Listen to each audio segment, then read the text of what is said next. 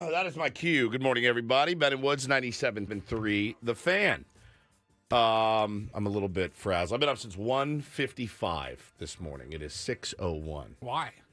Woke up. Couldn't go back to sleep. Don't know. Maybe you went to bed too early. That's a possibility. Game was long over. I did. Game ended like at noon, so you had plenty of time, and you went to bed too early, didn't you? I think I did. Good morning, everybody. Good to be here with you. My Paulie, did you print a rundown? I did not. I feel nude. You weren't here, but we are out of toner. See, I can fix paper easily. I just put new stack of paper in there. I don't know where the toner is. My computer took like 30 minutes to it was just one of those days. It's fine.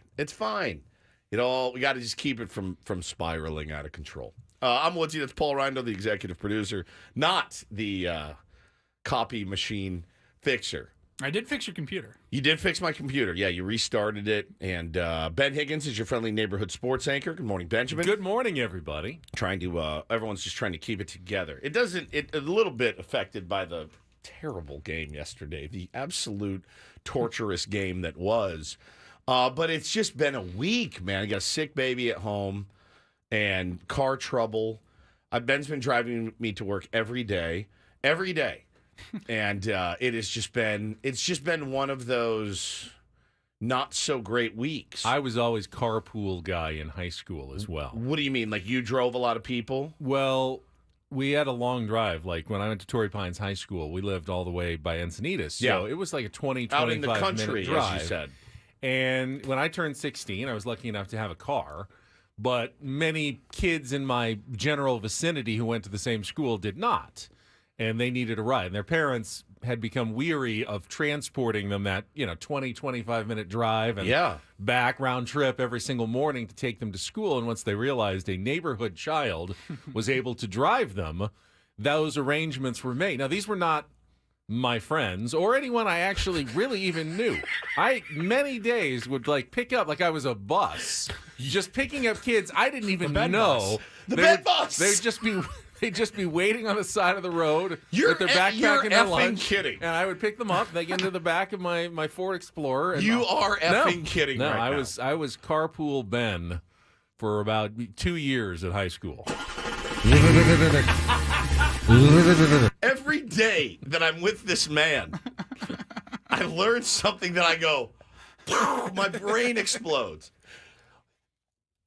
What? What do you mean they weren't your How did they get in? I didn't even know a couple of the kids' names, I don't think. How was this facilitated? Through parents. They'd contact my your Mom. parents. Hey, and they'd Kim, say, it's Mike from down the street. Yeah. Freddie needs a ride to school. Ben, scoop him up tomorrow? And your mom's like, yeah, sure. Yeah. And you're like, and then your mom would come to you what? With like an itinerary? Yeah, pretty much. Here's the stops. Here's where they'll be out there at this time. And Jesus, you pick them all up. And it became just an arrangement for the second half of high school. Like all dudes, girls and dudes? There's a mixture. How many? What's your max? I think the max was 5. We had a full car. And you just what? Drove to... Yeah. I didn't have to take them home. They had rides or after-school activities or sports or whatever. Right. So I didn't have to wait around to collect them all to go home. But every morning I would just pick say, them up. thanks, Ben. Yeah, or nothing, really. It was not a lot of chat. We weren't friends. So it was just kind of silent, sitting in the car and... What would you listen to? Sports talk radio. Oh, my God. Oh, my God. Oh, who was on back then? When you were driving to school, 1993. Probably. Were you listening to Mighty 1090? Mason and Ireland. Mason and Ireland. Something like that.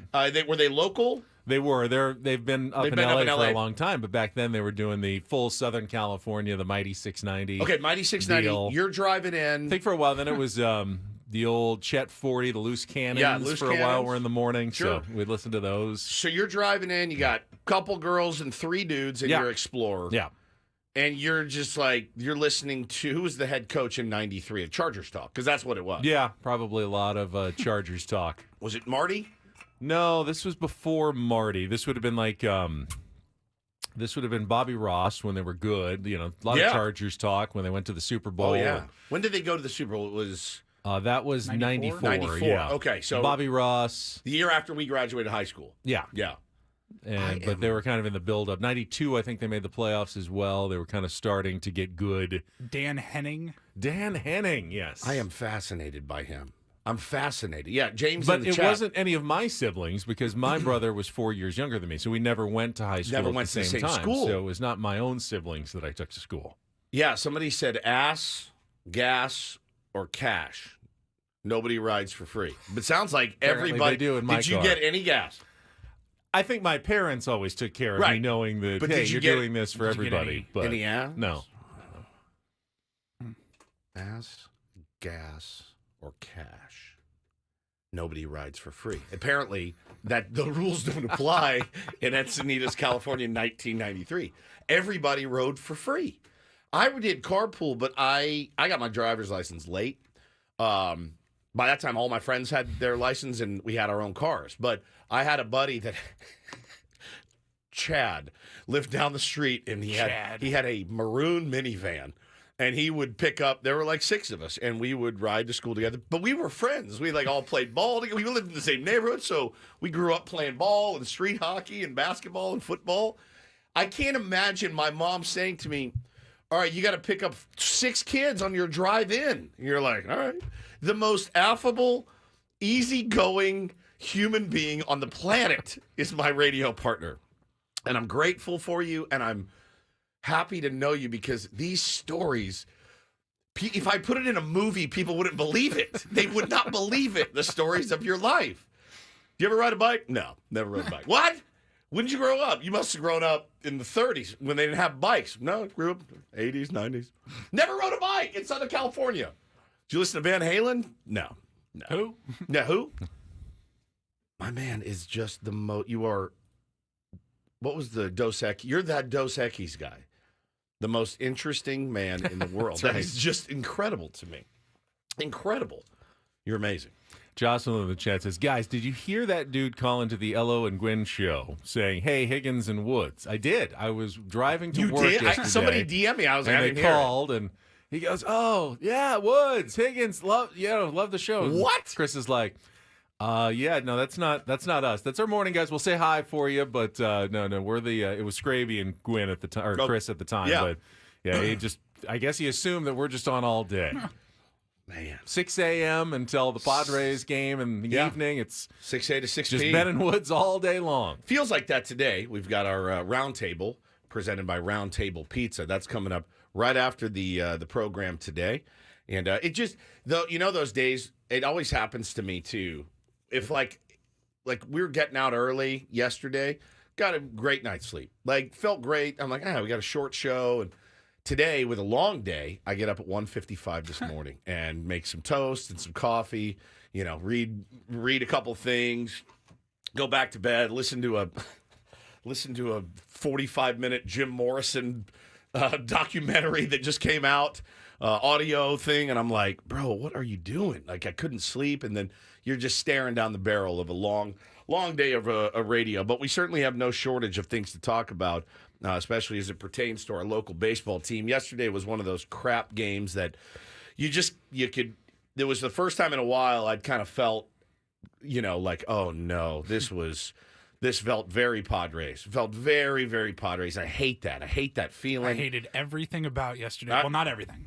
I loved one player's performance. One player above all. I mean, a king amongst men, if you will. And we will talk about the brilliant, But everything else was brilliant just performance terrible. of Michael King yesterday. It was outstanding, incredible. I had traded him from my fantasy team earlier in the day, so that was very cool to watch him go out and dominate at the minute I trade him in his first start for his new team. Felt bad. I even recommended that you pull that. You did. That trade. You did. Now, hopefully, you know, in the long run, if Michael King found something locked in and is going to pitch that way more often than not the rest of the season, I could care less that they lost that Correct. game. I'd Yeah. rather they lose that game and Michael King figures it out. Yes. Than somehow they win the game even though Michael King gave up 5 runs Right. and walked 4 batters. Right. If he figured something out and carries that forward, that will end up being one of the more valuable games of the season for the San Diego Padres. Yeah, we're good. If that kind of that nobody would expect that pace and that dominance for the rest of the year. But if it was anywhere close to that, we got us a good one on our hands here in San Diego. So, yes, I just saw Diesel put in the chat. Xander will be a big topic of discussion today, I imagine, on the roundtable as well. Adam, I was already insisted on it. In fact, you got a text last night. Maybe Adam would like to do the roundtable. He said, you probably have already thought of this, but you should probably What if we discuss. just do like the Klug Power Hour? You should probably discuss Xander. He can get all his Padres opinions. He can come in. on the Spew round 'em out. table, and it's like, yes, Adam, we will discuss the struggles of Xander Bogaerts on the round table today, probably on the Ben and Woods program as well. Yeah. Send you the box score. Hey, make sure you guys saw this. Yeah, got this. The reiterator, man. The reiterator is a real thing. He loves to reiterate. Making sure you guys saw this email. Yeah, we did. We're all on it. We'll talk about all of it. I had a lot of conversations yesterday, both at home and at work, about no-hit jinxes as well. And I don't believe in them. Yeah. And I try to be better safe than sorry. Someone always, the timing always works out that someone feels like they jinxed it. And yesterday, that honor belonged to one Shelly Higgins. As we were watching the game after our show yesterday, and she was on the couch, and I don't think she was really paying attention. And I wasn't saying anything. I was just watching the game, but we were together. And, Padres.TV, when it gets late in the game, they put up in the score box, it now says no hit through 6.1 innings, 6.2. And she hadn't been watching, and she looks up, and it says no hit through, 6.2 innings. She goes, oh, cool, a no-hitter. 5 seconds later, blooper into right field, and it's over. And she goes, did I do that? And I go, I can't say that you didn't do that. I mean, I know my logical brain... You don't believe in them, My though. logical brain knows that it's Major League Baseball. There are thousands of people watching the game. Clearly, in every single no-hitter in history, someone has mentioned it while they were watching it. The guy that I traded Michael King to is one of my dearest friends, Matty Cordero. And I traded him for Michael Conforto. Yes, I need some pop in my outfield. Now, I got plenty of pitching, right? So I go Conforto for King. I asked Ben. Ben rubber stamped it. I was A.J. Preller. You were Josh Stein. You said, I push it through, right? So he's throwing a no-no. 11:42 a.m.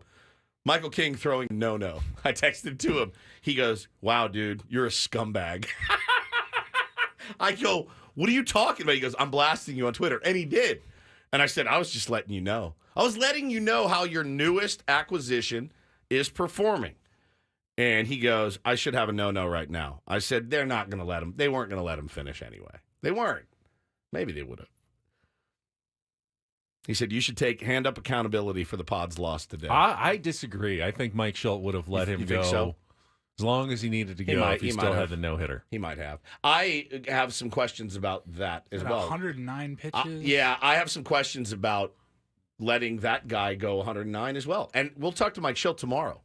And we're going to spitball our ideas and answers today. But tomorrow when we get the skipper on, I mean, yeah, of course we have to ask him about shifting the lineup. Now, what was my line yesterday? If it's not broke, don't fix it. Is it broken, losing 1-0? No. I don't think so either. That being said, is that the guy at the top of the order that you want to have more ABs than other guys? Like, I don't know, Fernando Tatis Jr. So how much will it really... Is it just an easy thing to scream into the ether, or does it actually make sense to move him down? Well, to my point yesterday, which was you don't have to wait until it's broken. Had they made the shift yesterday, someone else might have been up in that situation. Well, I mean, and they might have won the game. That's why you don't wait until something is broken to fix it. Well, now, something's not necessarily broken because you lose one game, but you can't be a Major League Baseball team simply waiting for the sky to fall before you make changes. The idea of being a smart manager and general manager is anticipating things before they become problems and addressing them. You cannot come in here this morning and be like, I told you they should have moved Xander out of the leadoff. You can't. But I did. But you can't. Who else took offers yesterday? I hope we get on those cats, too. We will talk about it. That is fair. Because that's absurd. That's absolutely fair. To put yesterday's game on Xander Bogaerts, and 20 games in, is ridiculous. That was a particularly bad at bat, and you know it. Half your lineup went over. That was dog-ass AB. Know I tweeted it. You tweeted it. Who else had bad ABs? Kyle Higashioka had a terrible AB. Then again, he's not making 280. I have always said, your star's got to do star stuff. And if you're paying a guy to be a star, which you are, he needs to be a star. And he sure as hell needs to not take 2-0 C shots down the middle. 2-0. It drove me crazy. That's what you're looking for. I mean, It's the dream. we'll get into it, but even I was like, Oh, what are you waiting on? What are you doing there? That You're served not. to He you wasn't on a ready. silver He wasn't ready to hit. You're platter. Just not, you're not ready to hit in that, and that's a problem. I wouldn't be surprised if someone said something from the coaching staff in the dugout 100%. like that was your pitch. Bro, That's what are you we're looking doing? for here, dude. We're trying to attack pitches like that, and they gave you one, and you just let it go. We will discuss all of it. We'll set the menu coming up for a Throwback Thursday show. We're going to be here until 11 o'clock, is what's mentioned, Yes. all the way through the roundtable today. Do not go anywhere. Ben and Woods is underway on a Throwback Thursday on San Diego's #1 sports station. Let's check Kelly's traffic here on 97.3 The Fan.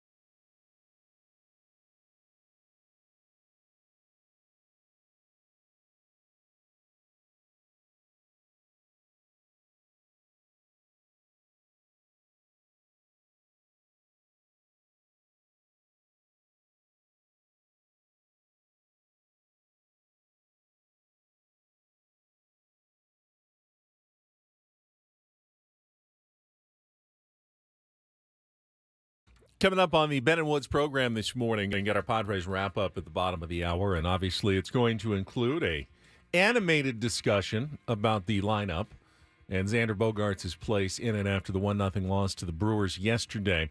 Did say the reason why you need to sweep a series every once in a while is that you make really slow progress. Progress is good. Even slow progress is good. But now 11-10 just feels like they should be better than that. They're hot. They won 3 series in a row. You're a 500 team, essentially. Yeah, and you do, though, if you go back, if you just look and say a 4-2 road trip is fantastic. Of course it is. It's fantastic. Against those two teams, absolutely. Let's be honest with ourselves. That's a good-ass road trip, okay? You have to win that game yesterday when you get a pitching performance like that from Michael King. I felt so bad for him. It's happened to him. It's happened to every pitcher. How many times does an offense go out and score 8 runs and a bullpen can't hold a lead? It happens. It's a team game. And yesterday was he was so good. It's what you dream of. Everything's working. And you're not overpowering anybody. You're just locked in. And when you got a performance like that, I know it killed that offense to not win that game. I know those guys are probably beating the crap out of themselves knowing they should have won that game. We'll get into the particulars of yesterday's performance coming up. I would love to hear, candidly, from MLB players, particularly the offensive players. Like, what do you do? Yeah. Like, we joke about, like, oh, you owe a steak dinner or something. Sure. Like, do they actually do anything? Or is it just, hey, it's a team game, No. sorry. Did Michael King do something for them when they scored 12 runs for him and he gave up 5 or 6? See, maybe. I don't know. That's what I want to know. Maybe. Is is it not? Did they drop a G in his Venmo account? They don't give gifts? Rolexes or anything, but I can promise you there's a lot of, hey, thanks for picking me up. Yeah, thanks for the support. You got plenty of it. He's had more of it, maybe than any other Padres pitcher, than any other pitcher in baseball so far this year. Ask Adam Jones in an hour. I will. You ever buy something or gift something for a pitcher when you as your the ass offense up? just completely screwed him over? Yeah, that's coming up in our 7 o'clock hour. We'll talk about the IL move. Darvish going to the 15-day injured list. Bummer. That kind of came out of the blue yesterday before the game, so they're going to have to do some figuring out of what to do with the spot in the starting rotation as soon as Saturday here. We'll talk about that coming up at 7 o'clock. We'll play a little Real or Fake on a Throwback Thursday. Real or Flake has something. There's something there. There's something there. Some sort of cereal-themed Real or Fake game. Or dandruff. I don't know. It's something guy that's unsure, flakes a lot. Give you a chance to qualify. Those commercials were on so often when we were kids. Dandruff, flakes. Yeah, does dandruff not exist anymore? Because I don't see a lot of Troy dandruff. Polamalu still says it that's does. True. That's Head and true. shoulders. But you don't see nearly as many commercials about dandruff flakes. Did you ever have dandruff? No. I don't think so. I don't think I did either. Then again, I used a lot of Head and Shoulders when I was a kid. I can taste it in my Blue, mouth. very- I can smell it. that very blue. I can smell it. Gooey. Did you Seltzer blue. Did you or any other kid in your school ever have head lice? Never had lice. Oh, no. Never had lice. And I saw there was a notice when I went to pick up Taylor a couple weeks ago. There was someone has lice, and I'm like, I told Bo I could stand outside. It was once a year you had to go to the nurse. Everybody lined comb up. you. The combing. Yeah, I remember that in elementary school. Sit in a chair and then And finger then someone, your head. if they found it, they'd shave their head. And they're get him out, get him out, get him out. Just The treat him walk like of a shame. leper, Yes, the kid's walking out mom and dad have to come pick you up. Kid shows up the next day to second grade Shaved with a head. shaved head. You're like, ah! Everyone's laughing at you. We know it was you. So rough, man. So rough. And then they made you climb a rope. I mean, it was just the worst. No wonder we're all messed up as adults. The trauma we endured in our youth. So horrible. It's terrible. So horrible. Terrible, dude. We'll play Real or Fake, and then Don't Do This comes up at 7:20. Adam Jones, after his delayed flight yesterday, will push him back here to a Thursday at 7:35. Talk to AJ, the 5-time All-Star. Second half of the show, it's Thursday, which means Smart Baseball Thursday. Eno Sarris going to be with us at 8:35. We got the Reindl Report after Paulie didn't have time for one yesterday with our short show. We got plenty of time today. We got 5 hours today. We'll play a little Throwback Thursday audio for you in the 9 o'clock hour as well. And then we'll stick around for our roundtable, which will not be in the studio here today. We're going to move over to our sound space. So it'll look a little bit different on YouTube. If you're listening on the radio, hopefully it sounds just the same. Yeah. We'll see if there's any technical difficulties. I know there will be some challenges for our engineering staff today. It's going to be so much better. Jamming everyone in here like a sardine can last week. It got stuffy and a little toasty, and poor Annie's in here with a bunch of sweaty dudes. I'm right next to her. I know I just had BO. Like, it'll be good. We can stretch out a little bit. And Whether it works out or not in the sound stage today, I'm going to take full credit for it. Yeah, Because you should. I was very pissy last week. It was tough. Adam was under in my here legs. the whole hour, like the 9 to 10 o'clock hour. He was just in here. In, out. Fumbling with cameras. Yeah. He was crawling around, plugging things in. Get out! He was between my legs when I was doing a Sedano Ford spot or something. It was very weird. But no good idea goes unpunished. I know that Paulie now, his task will be cueing me to start the show because I won't be able to hear the music from the studio. So Adam says you'll be on the phone giving me the old point cue when it's time to go. I'll be at home. Right, for the start of the show. There's no. He says you're sticking around. I'll be on the freeway. At least for 10 a.m. to give me a point cue to start the show. It's gonna be fun. You can discuss that with Adam. It was your idea, This Paulie. is news to me. It was your idea. Hey, happy birthday to Michael in the chat, buddy. Happy birthday. Don't know how old you are, but thanks for being here this morning. We will come back with our Padres wrap-up, get to the limited highlights of yesterday's game, 1-0 against the Milwaukee Brewers, and talk about, what went wrong in that one. Next with Bennett Woods on San Diego's #1 sports station, 97.3 The Fan.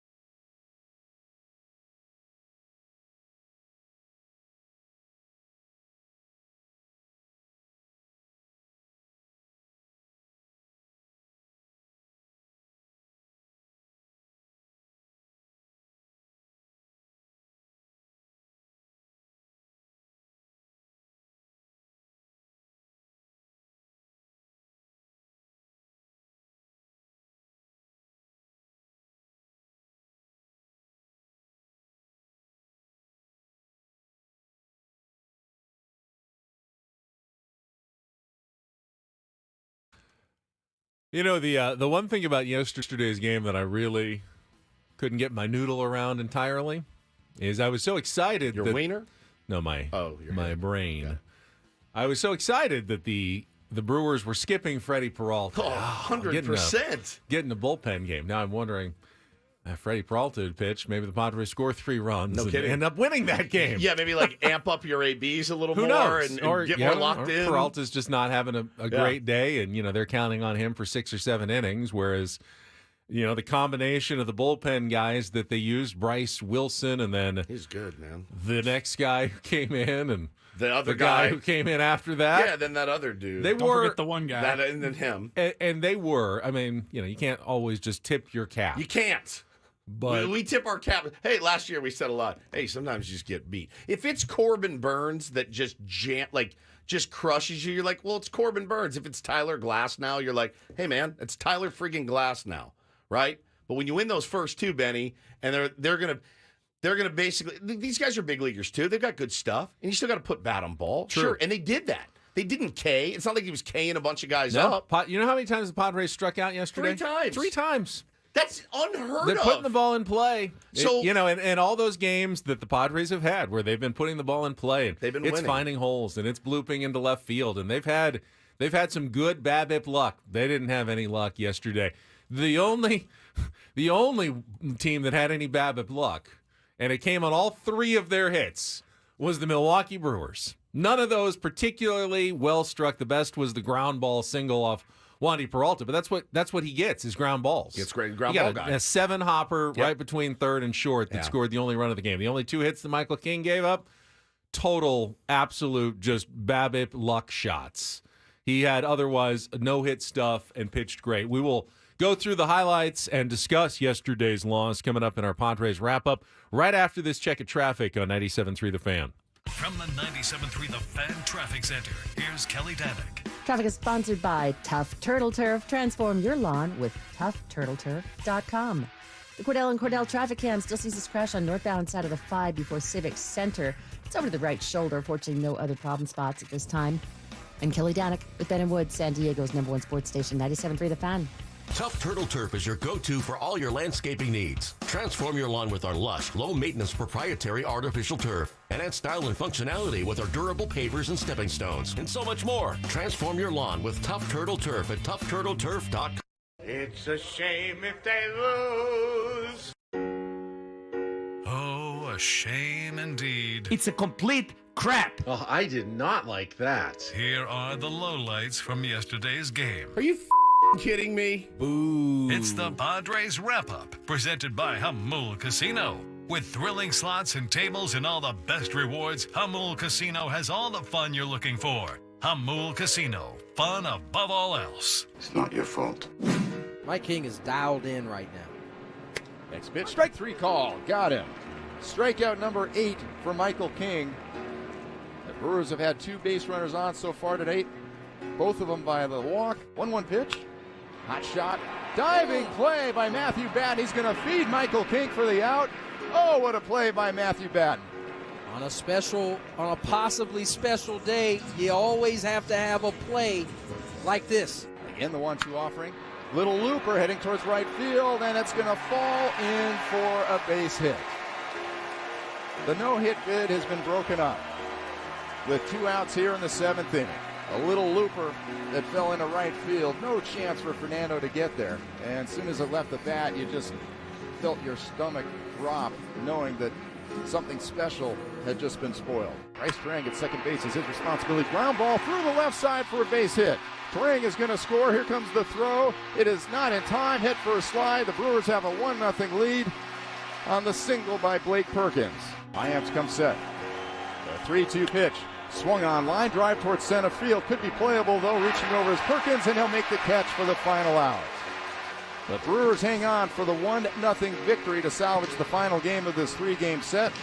An absolute gem by Michael King, unfortunately, goes to waste. We get the leadoff triple from Matty Batten. And, just couldn't do it. They got a good arm on the mound with their guy. And what a play he made on Toddy's ball. You got a big situation like the game, tie ball game. You got to plus runner in Toddy, and he made a big-time play to end the inning. So good baseball game all the way around. Yeah, Mike Schilt talking about the critical sequence. Whoa. Very close. Well, why, you were talking over me, so that's why I stumbled. Holy a little Schilt. bit. Mike Schilt talking about the critical sequence there in the top of the 8th inning. What? Nothing. Keep doing what you're doing. Yeah. Just don't get us in trouble. Yeah. When the Padres had the runner at third, nobody out, Yeah. and they could not get the run in with 3 chances. Lazy fly ball, man. First one was Kyle Higashioka. Fisted. Blooper to the infield. No offense to Kyle, but your 9 hitting backup catcher's not the ideal person to be coming up in that situation. No pinch hit there. I was surprised by that. Okay, so who's on the bench in that situation to pinch hit for Kyle Higashioka? You've got Luis Camposano. Can you catch? You've got Yeah. Okay. Now you sent Brett Sullivan down You the did. day before, so you didn't have an emergency catcher. So once you go to your backup, if someone gets hurt or anything and you're going extra innings, It's 8th inning. It's I'm late going to take in my the game. chance. All right. I'm going to take my chance. Because you need, in that situation, after a leadoff triple, by the way, let's be honest, nobody was expecting that.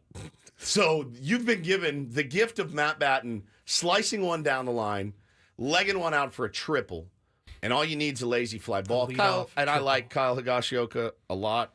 And I thought he did, obviously, he deserves a lot of credit for Michael King yesterday. Sure. He did a fantastic job behind the dish. I wouldn't be surprised to see them work together more. They work together in New York. They're working together here. Fine. It's what a bench is for, though. That right there is what your bench is for. I didn't hear Mike Schilt asked about that after the game. Like, sometimes guys are down for the day, and you're not changing anyone's mind about it. I don't know if that was the case or not. It's the same thing that happened in L.A. Game left to Tyler Wade when you still had Campy and Xander on the bench. So I want to ask him tomorrow, like, I'm inferring that when you say a day off, you mean a day off. And is that like an organizational philosophy that you brought over? Because I'm trying to win that ball game. There's also the argument that it's not easy to pinch hit and come off the bench. Higashioka's already into the game. He's been up before. Are you better off pinch hitting in that situation? Campy hasn't exactly been hot. He had a couple of hits the other day, but had been in a 3 for 27 slump before that. Sure, but and Higashioka, didn't he have? He had a hit in his previous at bat. Looked good. Hit a nice line drive double. You know, and it's the psychology of baseball too that maybe we don't fully get. I wanted to give Higgy a shot there early in the season. I want to give him a shot. Would he pinch hit for him the next time? My answer is probably yeah. I'm down to give guys a shot to come through there. You know, I am. Like, he's a part of the team. He's done a great job. He did get a knock. Fine. And one of the knocks last year was Bob Melvin never could get a lot of his other guys involved, and it didn't feel like a team. He and Bob would say all the time, like, no, I mean, I wanted to get so-and-so a day, but we just can't the way we're playing right now, and he never could. And then you can't get anybody going. Okay, that's fine. You know, in that situation, though, Benny, who do you trust to hit one to the outfield more? Kyle Higashioka or Luis Camposano? Probably Campy. Or do you go with a lefty? Who would have been available there? That would have been... Did Wade start? Wade did start. He did start. Do you have a lefty off the bench? No, you got Eggy, and you've got Campy.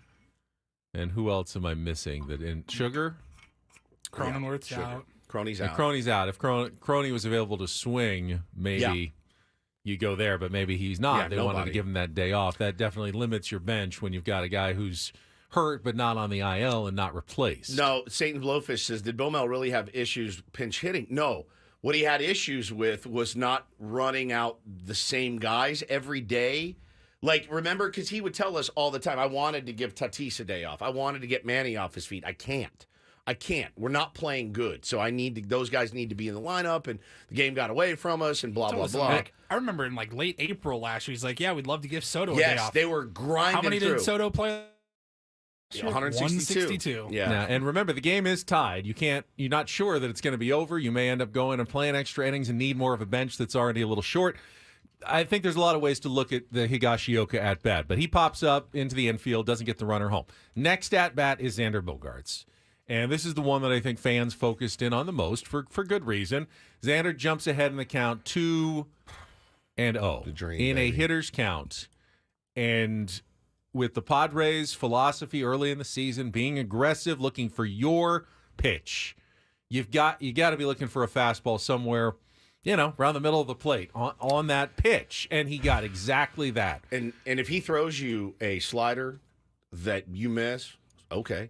2-0, trying to get that ball to the outfield, or at least, a ground ball to the right side, anything. I mean, I think they were in, but even better, just put the contact play in. Make sure you get barrel on ball there. The last thing you can do in that situation with one out is K. So he doesn't swing at that pitch. Now, in what was kind of a forgotten moment, he then hit a little chopper to third that would have scored the run, but went foul by a foot or two. Yep. And then he struck out on the 2-2 pitch. That was a good pitch, slide around in the inside corner. It was a tough pitch to hit. Would have given any right-handed hitter trouble, but he had opportunities before that pitch to do some damage and get that runner in from third base. And then Tatis, as Mike Schilt mentioned, he hits a little chopper to third, and I thought for sure, he's going to beat this out. And me too. It was a really nice play that was made barehanded by Turang. Great play. To get Tatis out at first base and get them out of that jam. And the Padres don't score. Obviously, the Brewers do in the bottom of the eighth inning, and that was the game right there yesterday. But what about the bullpen usage for Mike Schilt? Any problem as long as we're going through the decision-making? Did he take Michael King out at the appropriate time? Should he have gone to his bullpen earlier? Should he have stuck with Michael King for one more batter? He was already at 108, 109 pitches after he struck out Jackson Chourio for the second out there in the bottom of the eighth inning. The only thing I thought of was, and I saw the point made on Twitter as well, is that's a guy that you're really needing a big innings jump. Innings. He needs to jump up in innings this year. He wants to go from 90 to like the Seth Lugo last year. He wants to go to 180 innings, right? I don't know if that's possible, but that's his goal, and great. So we kind of need that too, by the way. Innings, we need length out of our 4. We do, and I thought to you had a day off the next day though. You didn't necessarily need it yesterday. Correct. You could have gone more high leverage. Look, man, the second guessing of the bullpen when you lose 1-0.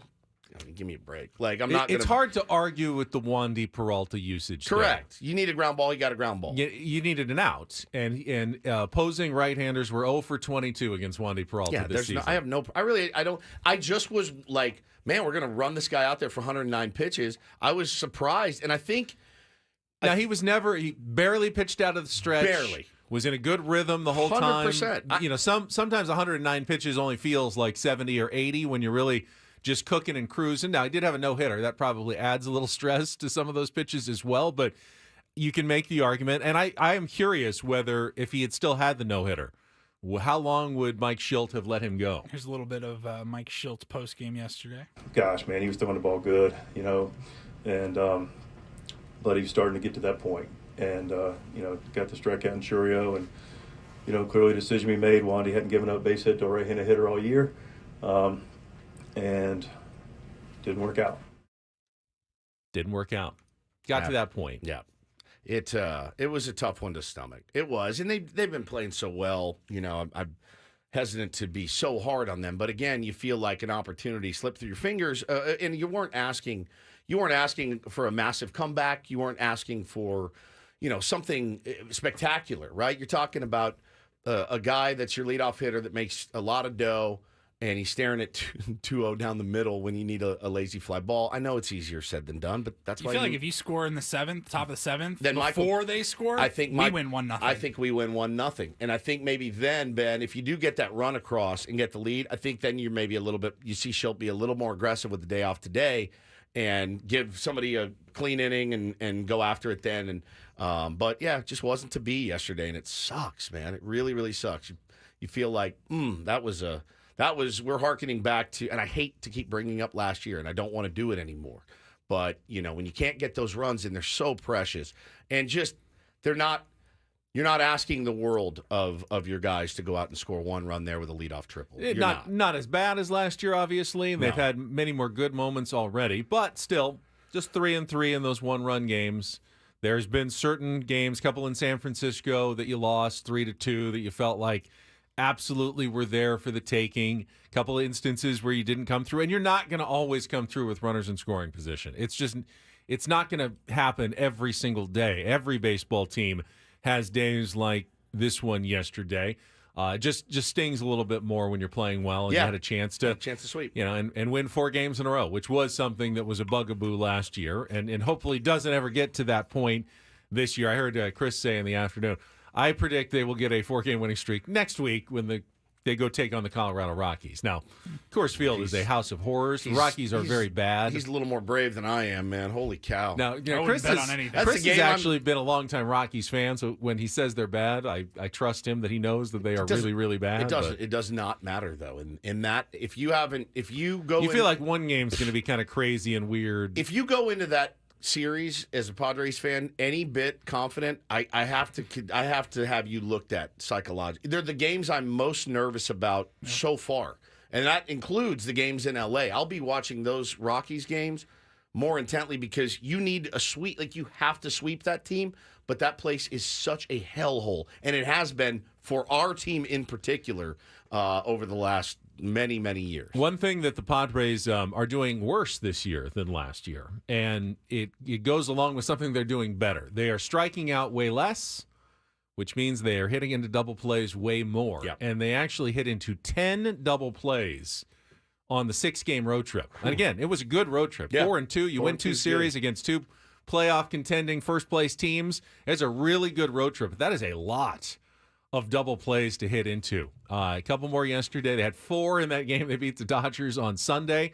In one game alone, 10 double plays, because you can't hit into more than 1 double play an inning, is a significant amount in a 6-game stretch, and the Padres have been doing that more this season. And that happens when you have runners on base and you make more contact. You are also going to hit into more double plays, and we have seen that quite a bit. Now, is it something to be alarmed about? Is it something to make adjustments on? I don't really know. Do you want to swing harder and strike out more so you don't hit into double plays? Not necessarily. Good things happen when you make contact, but sometimes bad things happen when you make contact. And yesterday, the Padres just didn't have a lot of good things happen when they did make a lot of contact. Just usually ended up in the glove of Willy Adames or Bryce Terang. Those 2 guys were Willy Adames had like 17 chances. I was like, good Lord, that's the dream for a shortstop. What a day for him. Yeah, and it's hard to be so mad when you're making a lot of contact. The difference between a line drive single and a hard grounder to short is like a micro fraction of a millimeter or 2 of where that bat is. And you go, oh, this team's terrible. They should have swung 1 millimeter lower on some of those. Yeah, it's frustrating. And now they've got a pitching injury to worry about. We'll talk about Darvish when we come back next year with Ben Woods. The standing O on 97.3 Fan.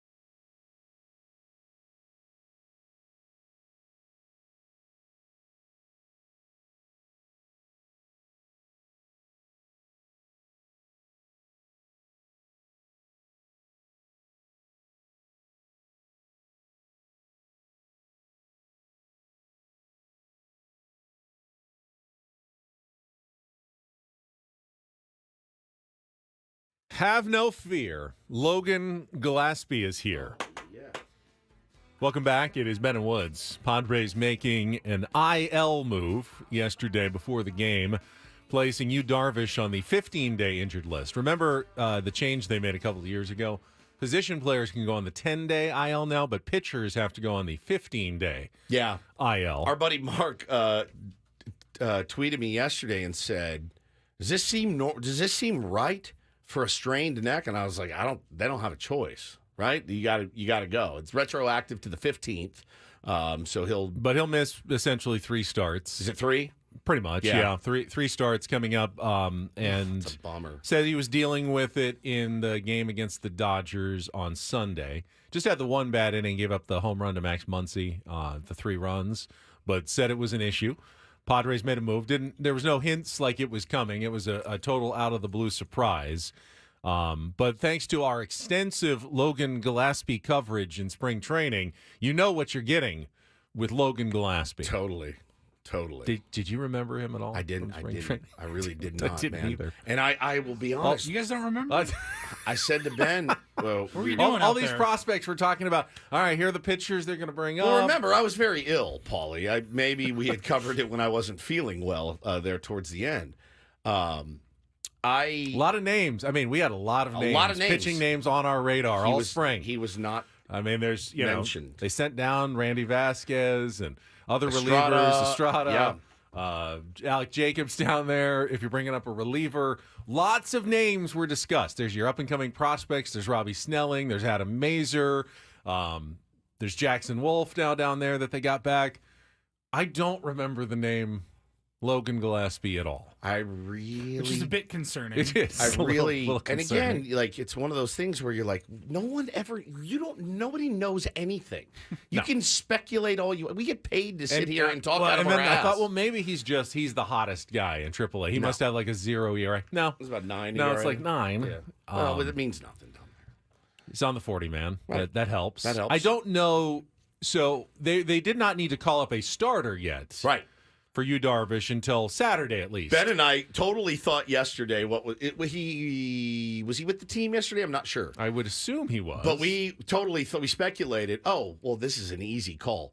They're going to grind him for, if they need a long reliever or something they're like going to grind that. him for 70 pitches. He's the guy who wears it. Yeah, he wears for a day it or two, and then he goes right and back you send down. him back down. Yep. You need a pitcher like that. Yeah, I wonder, there's all kinds of things at play, I'm sure, that no one will ever tell you exactly why they did it.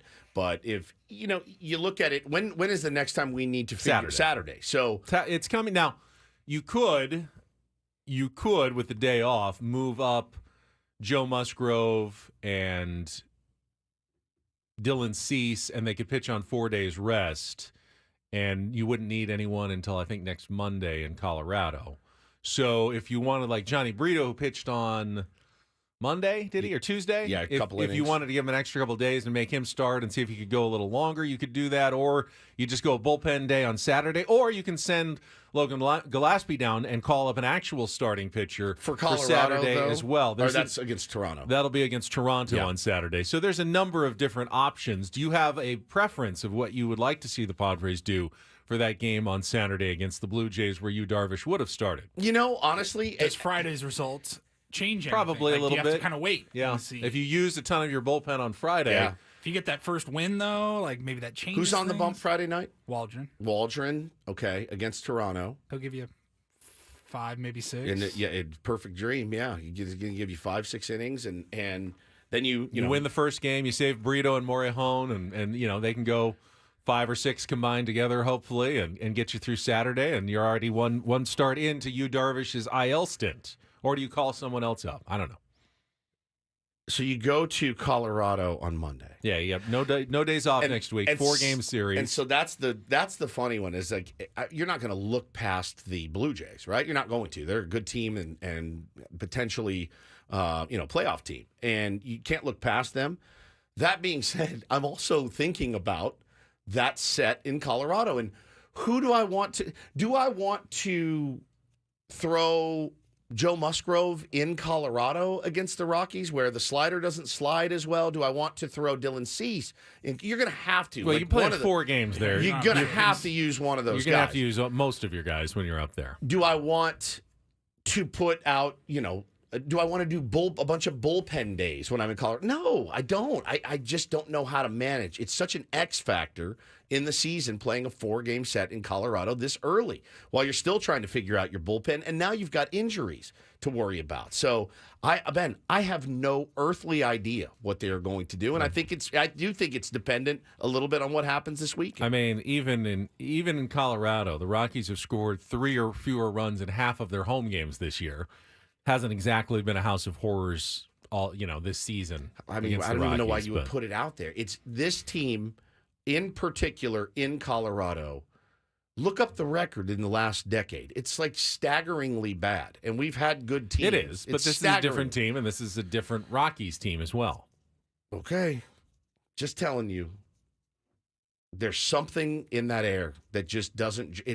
I'm so sick to my stomach for these games next week. I'm telling you, it never I is get it. pleasurable. And I will be as well. I totally understand. The Rockies, 0, 1, 0, 3, 2, 2, 0, 1, 1. They've been horrible. They're horrible. They have no offense. Just wait. They've been terrible. Just wait. If that's the case, then that's on the Padres. 100%. If they can't go in and get it done against that team, that's totally on the Padres. Yeah. You can't just blame, it's Colorado, it's kooky. No, I don't care where you're playing the Rockies. We've talked about this at the start of the year. You have to beat these teams. This will be your first chance against a team that is not a playoff contender. Everybody else you've played this year, at least at this point in the season, is thinking, yes, we're going to be there at the end of September. Every single team you've played some of the best teams. The Rockies are the first one you were going to play all year long that knows we're not going anywhere. They know it. Hunter says you got to go in and take at least 3 out of 4 in that series. I personally shouldn't have nightmares about Ryan McMahon at Coors, but I do. Yeah, 100%. Knock me out, wake me up when that series is over, and please tell me that we won at least 3 out of 4 because a split in Colorado is an abject failure. But also, I would come in and go, I told you, I get it. I get it why you split with those guys. Gotta get through the Blue Jays first. Yes. Need a contestant for real or fake as well. If you want to get online, 833-288-0973. We'll play our game in just a couple of minutes. 833-288-0973. You can qualify for a trip to Las Vegas. You wanted to mention Xander Bogaerts and what kind of reception he's going to get on Friday when he returns to Petco Park. The slumping Xander Bogaerts. Yeah, we talked about it yesterday on the program, and I see that it's caught a little bit of wind in the sails. A lot of people talking about it, a lot of people tweeting about it, people in the chat wanting to know, hey, should we do the exact same thing at Petco Park on Friday night for Xander's first AB that they did for Trey Turner? And we talked about it pretty at length yesterday, and I don't think so. That's my general thought when I heard about it was it made me a little bit cringy. I hate everything, though, so don't take me as the arbiter of what's right and wrong. I'm for supporting players. I'm not a big boo guy. I don't know how much that does, to motivate players to be better. I do generally support people if they wear a San Diego Padres uniform, and I want them to do well. But I don't know that an orchestrated again. You guys know what my main problem is with it. That we're stealing their bit, and if it doesn't work, we look like clowns. It's not even the same bit, though. What I don't understand is kind of is. Yeah, but for Trey Turner, it was his first season with the Phillies, and he was trying to get comfortable. Xander's been here an entire year now. He's not some new player you're trying to welcome and make feel comfortable in San Diego. He's been here literally 2 spring trainings, a whole season, into a second season now. This is not some unknown quantity. I'm not saying you should boo him, but I don't understand the point. The reason Xander is hitting 200 with a 263 slugging percentage, a 535 OPS, and a negative 0.2 WAR It's not because San Diego has been so hard on him and he can't get comfortable here. Yeah, I don't. That's nothing to do with it. It works in Philly because I don't think it really happened in Philly either. I think it was a coincidence. It was that pretty cool. I kind a good player in Trey Turner, who was eventually going to get hot, just happened to get hot right after this wasn't some they did their scrub bit. that just turned it around and became an all-star. No. I mean, George DM'd me and he said, standing O for X on Friday night. Get it going on the radio needs to happen. I just wrote back, nah. And he said, well, as a fan, would you just ignore his poor play? Or what do you recommend us fans do to let him know we ain't going to deal with Hosmer 2.0? And I said, I'm also a fan. I said, I just yell at my TV and hope he hits his way out of it. That's what I do. I'm just like, come on. Like when he stared at that 2-0 shot yesterday, I lost my mind yelling at the TV, right? But I don't know that I support him. Like here's my verbal support of Xander Bogaerts. I want him to do good. The other thing is, and Paul, you were talking about it before the show started. We don't really have a choice, man. Like he's here and he's here long term. I understand there are a lot of people out there that I don't even know that they don't like Xander Bogaerts. They don't like the contract that Xander Bogaerts was offered and accepted. And I don't know that he'll ever live up to that contract. Yeah. And that's not necessarily his fault. Guy was offered a massive deal and he took it. But if you're that against Xander Bogaerts, I don't know what to tell you. Like you might just be a sad 10 years for you because like he's here for a while. He's gonna be here for a while. Like, There's no, and that's the tough part. It's I'm like not saying you have to like blindly root and no, just you be don't. completely positive and optimistic. I don't but either. I mean, I'm screaming at my TV yesterday. And in comparison, since Eric Hosmer's name was brought up, don't think that Xander feels like, hey, I don't need to do anything else. I'm doing just fine here. I'm doing what I'm supposed to be doing. He knows he's struggling. Yeah. He's got good support in his clubhouse from his teammates and his coaches. He's either going to turn it around or he's not. But I don't think it's because he hasn't felt welcome enough from the fans here in San Diego. You can cheer him if you want. Sure, and yeah. he may turn it around because I'm down to he's historically been a really good player, and he probably will turn it around at some point. As to Paulie's point, and he will probably never live up to the contract that he signed. He was already showing signs in Boston that the power numbers aren't quite there and playing in a much more friendly power-hitting ballpark and division than the NL West. Well, and again, I see a lot of like this. He has a bum rest. It's chronic. He doesn't fit in San Diego. All right. Yeah, you're not wrong. I'm a solutions guy. I also bitch a lot, but I usually have a solution, at least one that works in my head. The only solution for a guy that's underperforming 21 games in is you ride with him. Now, you don't have to hit him lead off. We're going to get in a lineup discussion. You absolutely can move him around, right? And he needs to be okay with that. He absolutely needs to be okay with that. But I don't know that I want to get behind like this grassrootsy copied Philly bit of rooting, doing a standing O. Just because I'm not into the cause doesn't mean I'm an a-hole, and it doesn't mean you're wrong. You can absolutely do that. And I support him. I want him to play well. I wanted him to come through yesterday. We talked about him needing, a moment. Yesterday would have been a good one, a little 2-run bomb there instead of just a lazy fly ball would have been really, really sick. And I hope it's coming for him. I feel like it is. It's there's no guarantee though. There's just nothing you can do. That toothpaste has been out of the tube for a while. And as much as we want to complain about it, we cannot jam it back in there. It's not going in. It's not going in. And having to wear that, that's all we can do is hope he turns it around. Margie in the chat says, Xander doesn't look like he likes playing here. I don't know if that's true or not, but no one likes playing poorly. No one likes playing poorly. No. And he knows that he's not producing the way he should be. We'll talk about this more coming up, obviously, and spot in the lineup as well. We'll continue that discussion. Right now, though, let's get to our Throwback Thursday game. It's time for a little real or fake. Some are here for the compelling sports talk with Ben and Woods. Yeah, you can go plow through another donut. It's time for Real or Fake on 97.3 The Fan. Tell the people what they'll win today.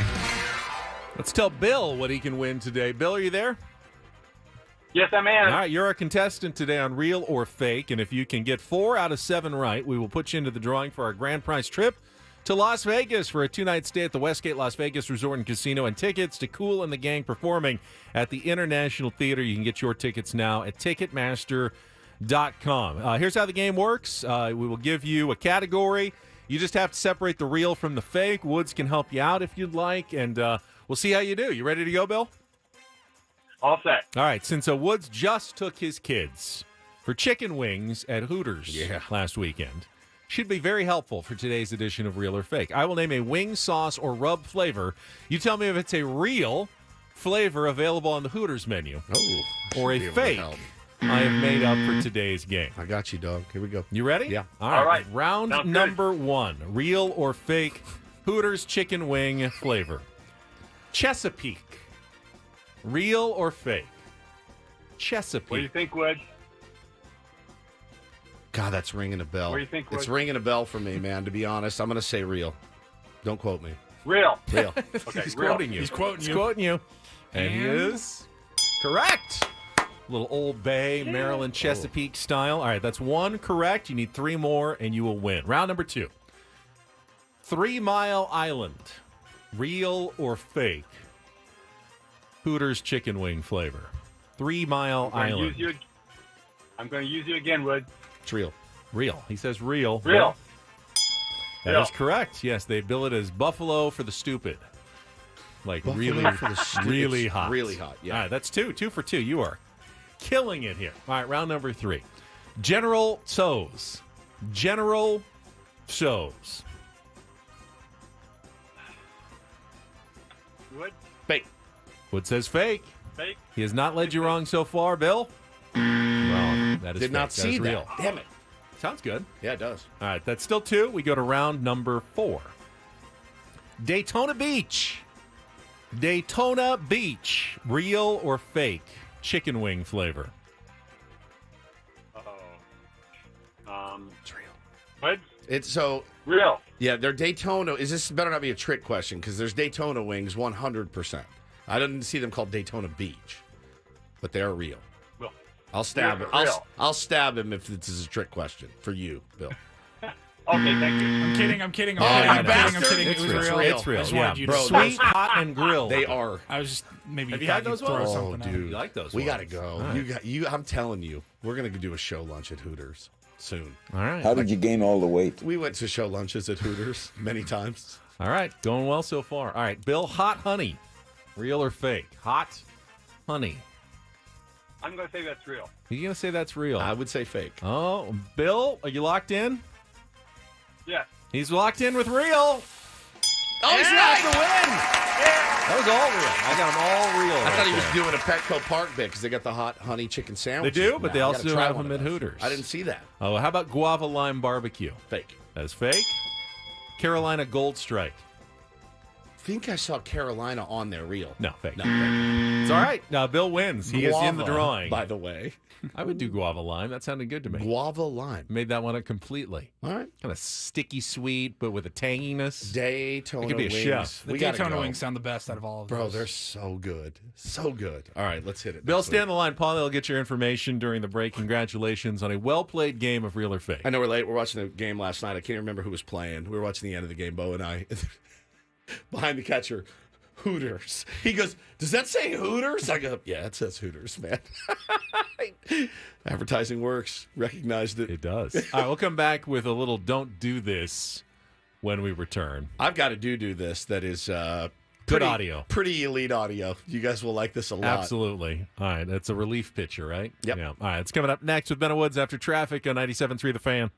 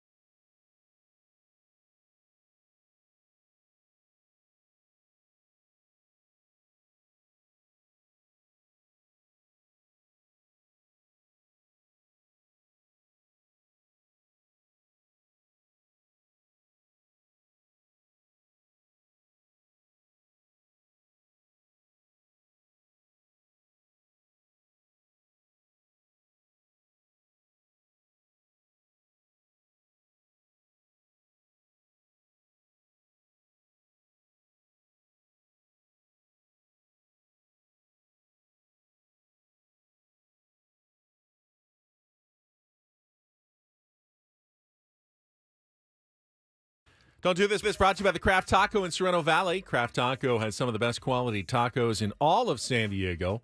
Go to thecrafttaco.com. Take a look at their happy hour specials today. Thecrafttaco.com. Between talking about tacos, chicken wings, round table pizza coming in later, this show is hazardous to people who don't want to be hungry in the morning. It is. It is. So is everything. Twitter, Instagram. You can't open it, and you're trying to diet or eat smart, and you open it, and you're like, I'm dead. Food dude. pictures. Yeah, it just kills you.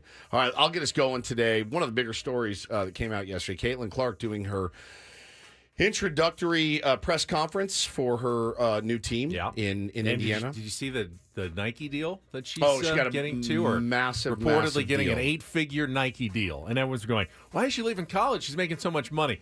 She's not getting an 8-figure Nike deal at college. She's a pro. This is why she's going to the NBA. Even if she's getting paid pennies in the WNBA, Nike is taking good care of Caitlin Clark. So nothing like a little bit of sexual harassment to start your career in Indianapolis, Ben. Greg Doyle, longtime columnist in Indianapolis. This happened. So just to give you a little clarity, she does the heart hands, this thing, to her family after a game or whatever. Mm-hmm. And so he started his press conference. He was trying to be funny at first, and he gave her the heart hands. So here's the interaction. Hi, Caitlin. Greg Doyle, Indy Star. Real quick, let me do this. No, he's doing it. Yep. You like that? I like that you're here. I like that you're here. I do that at my family after every game, so. Okay, well, let's cool. start doing it to me, and we'll get along just fine. Okay. So, question is... Start doing it to me, and we'll get along just fine, is very, very... She was so uncomfortable. She looked so uncomfortable. She looked at him like, did this just happen? And it was so cringy, man. And so, he came out hours later and tweeted that he was very sorry. And then he wrote a column about it, which, I guess that's his job. Kinda He's a columnist. And I read it. I read the column, and I'm pretty forgiving, but I also just went like, all right, like it's a good lesson for all of us, right? It's a good lesson to not be creeps. Apology or not, column or not, that's a don't do this moment. Don't do this moment for sure. And yeah, Jong says in the chat, he's got a history of being super weird and creepy and inappropriate. So, not a weird thing to say. It's a weird thing to say. Not a good day for him. He was the main character yesterday. Yeah, I don't know that it was meant as like a threat, like, hey, you better start giving me the heart sign or I'm going to write bad things about you. But it was cringy and awkward and not handled very well. All right, speaking of things not handled well, and we talked about this yesterday when the story came out, the Action Network, the NBA has taken swift action banning Jontay Porter for life for gambling on the NBA. And what's the details of this case, which has been developing over the last couple of weeks, really make the Shohei Ohtani thing look like a nothing burger. That was just an interpreter and getting into some deep debt. This is actual gambling on games and impacting the outcome potentially of games. Adam Silver made the announcement, and they laid out just a devastating case with the investigation showing that Jontay Porter they'd look at basically what the over-under numbers were for like points and rebounds. They had like a specific game against the Sacramento Kings where the over-under was 7.5 points, 5.5 rebounds. He'd inform gamblers. They'd bet the under. He pulled himself out after like 3 minutes saying, I'm not feeling well. Yeah. I'm hurt. I'm ill. I can't go on.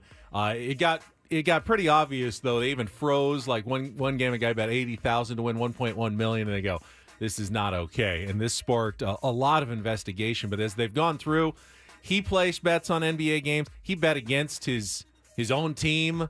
Everything you are told you can never do as a professional athlete. Jontay Porter got into, and he is going to suffer the consequences, banned for life from the NBA. He is eligible to apply for reinstatement in a couple of years, but good luck. That would be a long shot at this point. I was looking it up. The AP News put out a story of other athletes to receive lifetime bans because we were kicking it around before the show. I go, that's a pretty big deal. how many people have actually been banned for life in sports? And I, disregard like Olympics, doping scandals and stuff like that. The major like team sports, there really hasn't been any. There was the 1919 White Sox, the team. There's Pete Rose and Donald Sterling as an owner in the NBA. And that's pretty much it. Like football, they have a few guys named, like Ray Rice, for example, was suspended indefinitely, and then no team wanted him. But that he was not banned for life from the NFL. Full ban. Like you could have signed Ray Rice had you wanted to deal with the fallout, just like Trevor Bauer right now. You could sign Trevor Bauer today.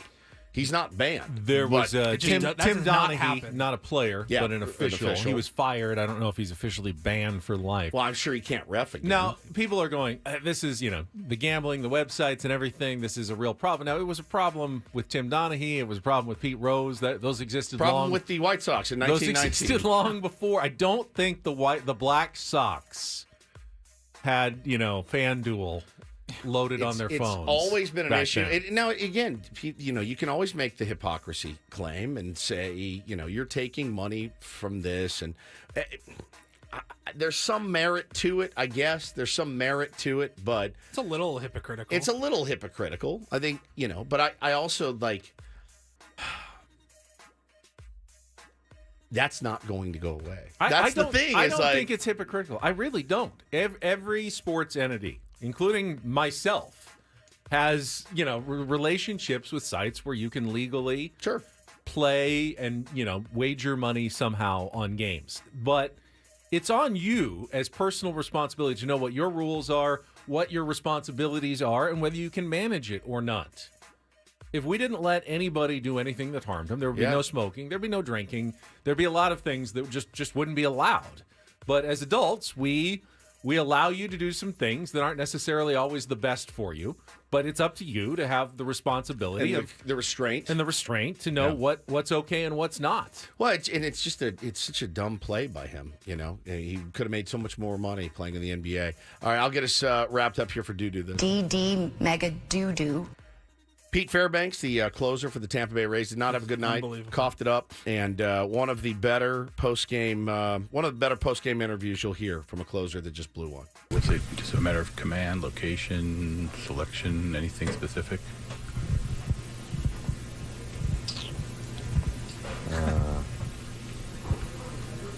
No, I thought it generally sucked. I didn't think it was a specific suck. I thought it was like an all-encompassing type of suck.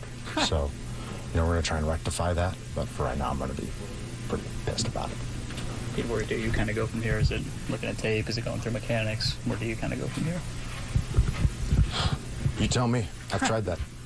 If you got an answer, I'd love to hear. Just, not going to let it beat me up for, I'll maybe give it till 10. It's 9:44 right now. We'll give it 16 minutes of sulk, and then we'll, get back on the bump and figure it out. Save the clip of him saying it's 9. I want to play it every day at 9:44. And then I also want to save the clip where he said, just like, Ben and Woods, how did your 3-hour show go yesterday? Just generally sucked. Not all-encompassing suck. How was your day? Just sucked. All-encompassing. If you weren't on our YouTube chat, probably play the video as well. He's almost like stand-up comedian level in terms of his dead face that he's giving as well. It's really good. Good. So good. New Pete Fairbanks fans I love here. him. And that's Love Don't and Do This for a Thursday. That was Don't Do This with Ben and Woods on 97.3 The Fan. All right, we'll come back. I want to talk more about Xander Bogaerts. It's definitely a hot topic right now. Lineup construction. We're gonna ask our next guest. It's time to make a change. Oh, yeah, that's right. It's Adam Jones coming up next. So we will talk about that. We'll just have Adam Jones to discuss it with us when we come back on 97.3 The Fan.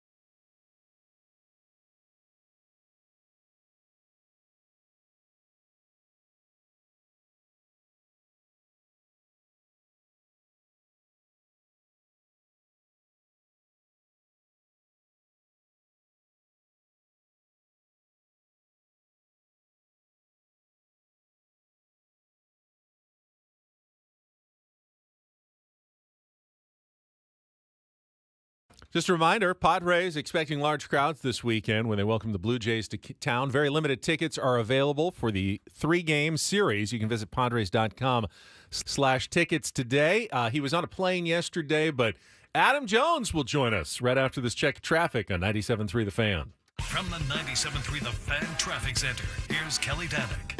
Traffic sponsored by Tough Turtle Turf. Transform your lawn with toughturtleturf.com. We saw this crash on the coastline, northbound 5, right before the racetracks, blocking the HOV lane. The Cordell and Cordell traffic cam shows a vehicle over the side on northbound 163, just before Friars Road. I'm Kelly Danick with Ben and Woods, San Diego's #1 sports station, 97.3 The Fan.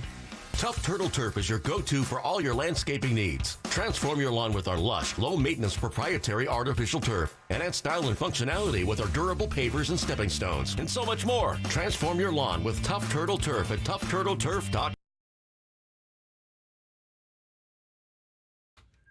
I would guess. Now, as a baseball player, Adam Jones did a ton of traveling, obviously, for work. Yes. But just in the last, I would say, couple of years since he's been living in Barcelona, I bet he's been on more planes and spent more time in the air than you, and Paul have in our entire lives combined. Easily. The traveling man is back here with us, Adam Jones, on 97.3 The Fan. How you doing, man? Always good. Yeah, you're right. I was just talking to my wife, and she's planning something else. Something else is always in the works. But you know what? Yeah, you only live once. I knock on wood. I'm fortunate I got a pension. And, I'll get to that when I have to. That's awesome, dude. I mean, yeah, see what you can when you can. Wanted to get your thoughts on a couple of things. And, I have really enjoyed watching Padres baseball this season. So much more already in 21 games than I did last year. Last year was such a grind, man. And we've already seen more from this team in just 3 short weeks. AJ, really, I feel like than we saw last year. It just is a different vibe and everything else. And they're winning games. They're coming back. Yesterday was a little bit tough to swallow. Runner on third, nobody out, can't get him in. Those games stink, man. When you're on offense, your pitcher has a game like King did yesterday. What do you say to him after that game? Hey, somebody got to buy him a nice bottle of something. You got to. Is that a thing? Is that a thing? That's what I would do. I'd be like, man, hey, dog, because 0 for 3, 0 for 4 in that situation. I mean, nobody had a good game. No. So you just like, dog, I'm sorry, man. Here you go. Here's a nice bottle of something, or just something simple, or pat on the ass, good start, need it next time. You know what I'm saying? But it does suck as an offense when your starter goes out there and does something like that, or anytime when your starter goes out there and gives you a great quality start, and you have an opportunity to sneak a sweep, something like that. Like it stings, but at the same time, you won the series. Take it and go back home. Now, did they come to you after they give up 4 in the first and find a way to get through 5 innings, and you guys, the offense comes up and scores 9 runs, and you totally bail them out? Do they buy you a bottle? Do they buy you guys all bottles, or how's that work? Or are pitchers just super sensitive? You know what's crazy? It's like Wade Miley. They just went against him. He was one of the guys that would be like, oh man, because we had him in Baltimore, and he wasn't good in Baltimore. He's been good every place else in his career, but in Baltimore, I mean, it was bad. But he would come up to us and be like, hey man, my bad, dog, my bad, man. And I was like, hey, at least you made it quick. Yeah, you know what I mean. At least you work fast. I can deal with that. But he'd always be like, hey, my bad, man. I blew it, man. And some closers honestly would be like that. Would you be like, oh man, it's my bad, man. I had that one in my, and you know what? Hey, it's a team effort. You don't want the guy to be like, hey, oh well, you don't want that. You want him to understand that it's a team effort, and we put you in that situation. All we want you to do is do your job. It's like the kicker. It's a very, very tough job. Getting that 27th out is the hardest job I believe in damn near in all of sports. No kidding. So. It goes both ways. It's a mutual respect. We all want to win. So, I'm there for my closer as much as the pitchers are there for us. It's funny you brought up the nice bottle, because I just saw this story yesterday that Yusei Kikuchi, this is amazing, who's coming to town with the Blue Jays this weekend, has this $3,000 bottle of Yamazaki Japanese whiskey, and every time he wins, he opens it up and then pours it for his teammates, and they have, that must be a nice post-game beverage right there. I've never had a $3,000 bottle of whiskey. Maybe Maybe Adam Jones has had a nice bottle of whiskey every once in a while. My most expensive one was a Cognac Delamain Le Voyage, and it cost me $7,000 for the bottle. It came in that beautiful leather case. You have to Google it while I'm on the show. It is like absolutely beautiful. It was art. My brother mixed it one time. I smacked the hell out of him for that. Like, what are you gonna mix this What did he for? put in it? Like Coke or I something? don't remember Coke. I think maybe Coke. Oh, no. Like that. You don't Sure. mix that kind of And, stuff. Ginger ale. But in Japan, I've seen these bottles, and obviously Kikuchi's made a lot of money, and he's probably sponsored by Suntory, who makes these expensive bottles of Yamazaki. So I wouldn't put it past them, and especially being international Toronto, you can definitely find it. And yes, it's some good stuff, but it is straight petrol. All right, Adam Jones is with us here on 97.3 The Fan. We've been talking about Xander Bogaerts, who is off to a really tough start this season. He's got a negative WAR. He's hitting 200, no extra base power. And yesterday came up in a key situation with the go-ahead run at third base, one out, and struck out in this game. And we just are trying to wrap our head around this. The position change, could that be part of it? With what's going on with him? When you were... when you did struggle, was there things that you would blame? Like, I don't think you ever had to make that giant position change that he's kind of going from short to second this year. Could that impact a player like him at the plate at the same time? It's at the end of the day, it's still an adjustment, and he's still getting used to everything. It's a complete change. You can say he's a professional and all that, which he is, yes, but it's still a very, very big change for him. And, again, he ain't going to make no excuse. He'll tell you, I am struggling. And that's the professionalism because he's used to having success. And to be honest with you, I'm not worried about him. To me, it's just a matter of, how's he feel? How's his body feel? To me, it's the health of everybody is always the most important thing rather than what's struggling. And, he's getting up there in age and he's played a lot of games. So he's got a lot of miles on his body, which is a good thing to me. But, players – we tend to grind it through things that sometimes we maybe need to sit down for, or sometimes we just struggle and need to figure it out. But being a veteran and being around guys like Manny and Tatis, obviously you got somebody older, somebody younger to just keep them young, keep them loose. You got Merrill. I think that it's just a matter of time before he's just getting hot, and we're just talking about this. As it always goes, guys struggle, then he gets hot, and it's just the game of baseball. It is, man. Talking to Adam Jones here on Ben and Woods this morning. How much do we, as the casual fan, how much do we overrate maybe lineup construction in the year of our Lord 2024? I can go both ways. I really can. There's times where I'm like, no, this is the optimal lineup, and then there's times where I'm like, at the end of the day, if guys are doing their job. If guys are doing their jobs, it's not an issue, right? It's only an issue if it's not working. The thing is what is the optimal lineup nowadays? When you go to analytics, they say the best hitter should hit where? If you hit leadoff, you guys hit the guy at leadoff hits 60 more at bats than the next guy. The guy hitting second, you know what I mean? So it's like, do you hit your best hitter leadoff? Who's the best hitter? Who do you want to lead off? Who do you want to hit fifth? I've seen things where some people think that for Harper, he should hit leadoff in that lineup because he is a very aggressive hitter, but yet he walks a boatload. So he could be a great leadoff hitter, and he's going to hit 5 times a game on average. So would you want that? So hit Aaron Judge or Soto leadoff. It's what is your prototypical leadoff or your lineup? And I think it's constructed where you try to. So I think the Padres don't have the prototypical leadoff hitter. Who does anymore these days? Yeah. But, I like speed, obviously at top, because you want the guys who in the RBI situations, you want them to get RBIs at all times. When they hit a hard ground ball, when Manny hits a hard ground ball to left field with a man on second, the guy should score. That's just, the guys in front of him. That's how baseball works. Who would you put up at the top? If you were Mike Shilton, they gave you the lineup card for the day, and the particulars and the guys on the team. Would you go Tatis? Would you go that Wild Mustang in the front? Would you go Ha-Seong Kim? Would you go Jackson Merrill, the rookie with 21 games under his belt, that great bat to ball? There's a few options there. If you had the lineup card against the Blue Jays on Friday night, I don't know who they're throwing. Let's just say it's a right-hander. They're throwing a right-handed pitcher. Rodriguez. Was he right? You want me to give you who I want, and I'm gonna say this because I love the way he plays.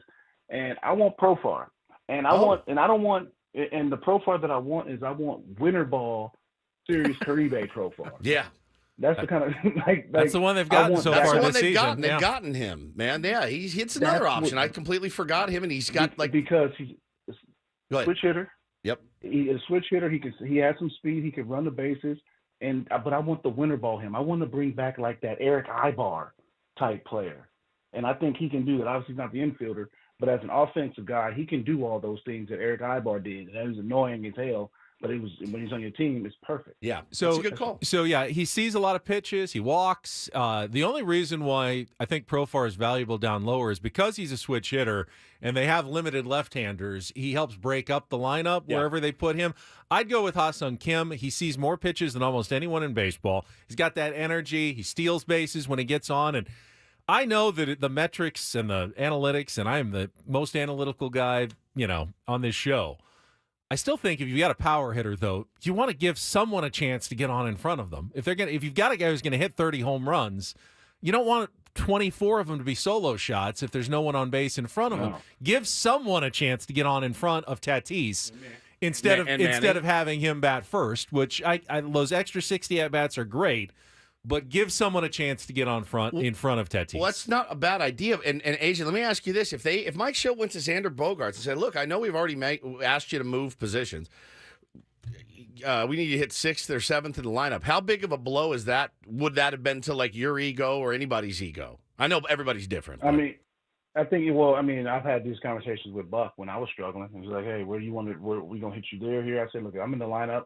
If I'm not swinging it, then put me where you think I hit. I deserve to hit right now." Yeah, that's good. You know what I mean? Ego aside, if I'm struggling right now, and say Trumbo is hitting better, let's swap us. Like if Weeders is hot right now, and I'm not, swap us. Like if do what you need to do. At the end of the day, the goal is to win. And Shield is great with talking to players, so it's not like he's gonna you've seen that firsthand. So it's not like he's going to blindside him and just be like, you know what, you're going to hit 6. So it's just a conversation that can be had. It's not a hard conversation. It's a professional conversation. Look, hey man, I'm gonna put you down here. I'm gonna relieve you a little bit of pressure. You're gonna have some guys in front of you. He's been a very good hitter in his career with men in scoring position historically. So maybe put him in some different situations. Hitting with men on base, I'm telling you, sucks. I mean, without men on base sucks. With just solo, you're just there by yourself. It sucks. It's a very, very hard thing to do, and especially somebody who's always had traffic in front of him, and they'll go lead off. Again, as a professional, you're not going to say, "Nah, I don't want to do that." You're going to say, "Okay, I got you." But also, it's a completely different game and mindset. So to do that, these are all new adjustments. Yeah, changes for Xander, for everybody. Exactly. I remember Manny didn't want to lead off, and I'm like, "Come on, dude." Buck was like, "Dude, we need you to lead off," and we didn't have any leadoff hitters in Baltimore. We were stuck in that kind of situation, and I was like, "Dude, I'll do it. I don't care." And he was like, "You could hit 5 times a game." I got a contract already. My performance is not going to dictate any more money for me. Manny's probably going through ARB. He's like, "Man, I don't want that." So I'm like, "I'll do it. You think I care? Not a shot in hell I care." I love it. So I let off. And Xander shouldn't care anymore either. Xander got his bag. First pitch fastballs, be more aggressive on it. Let's go Hunt. Yep. We're out of time. I'm really glad that you were able to make good today after your flight issues yesterday. Glad United took care of you as well, according to your text to Paulie. And we will talk to you again next week, man. All right, brother. Always good talking to you. Thank you. There he is, Adam Jones. Good connection. I mean, Great it sounded like he was today. right down the street. Yeah, it does. Sometimes we have someone right down the street who sounds like they're in Antarctica. Today we get Adam Jones in Barcelona, Spain, and he sounds like he's right next door, almost in studio.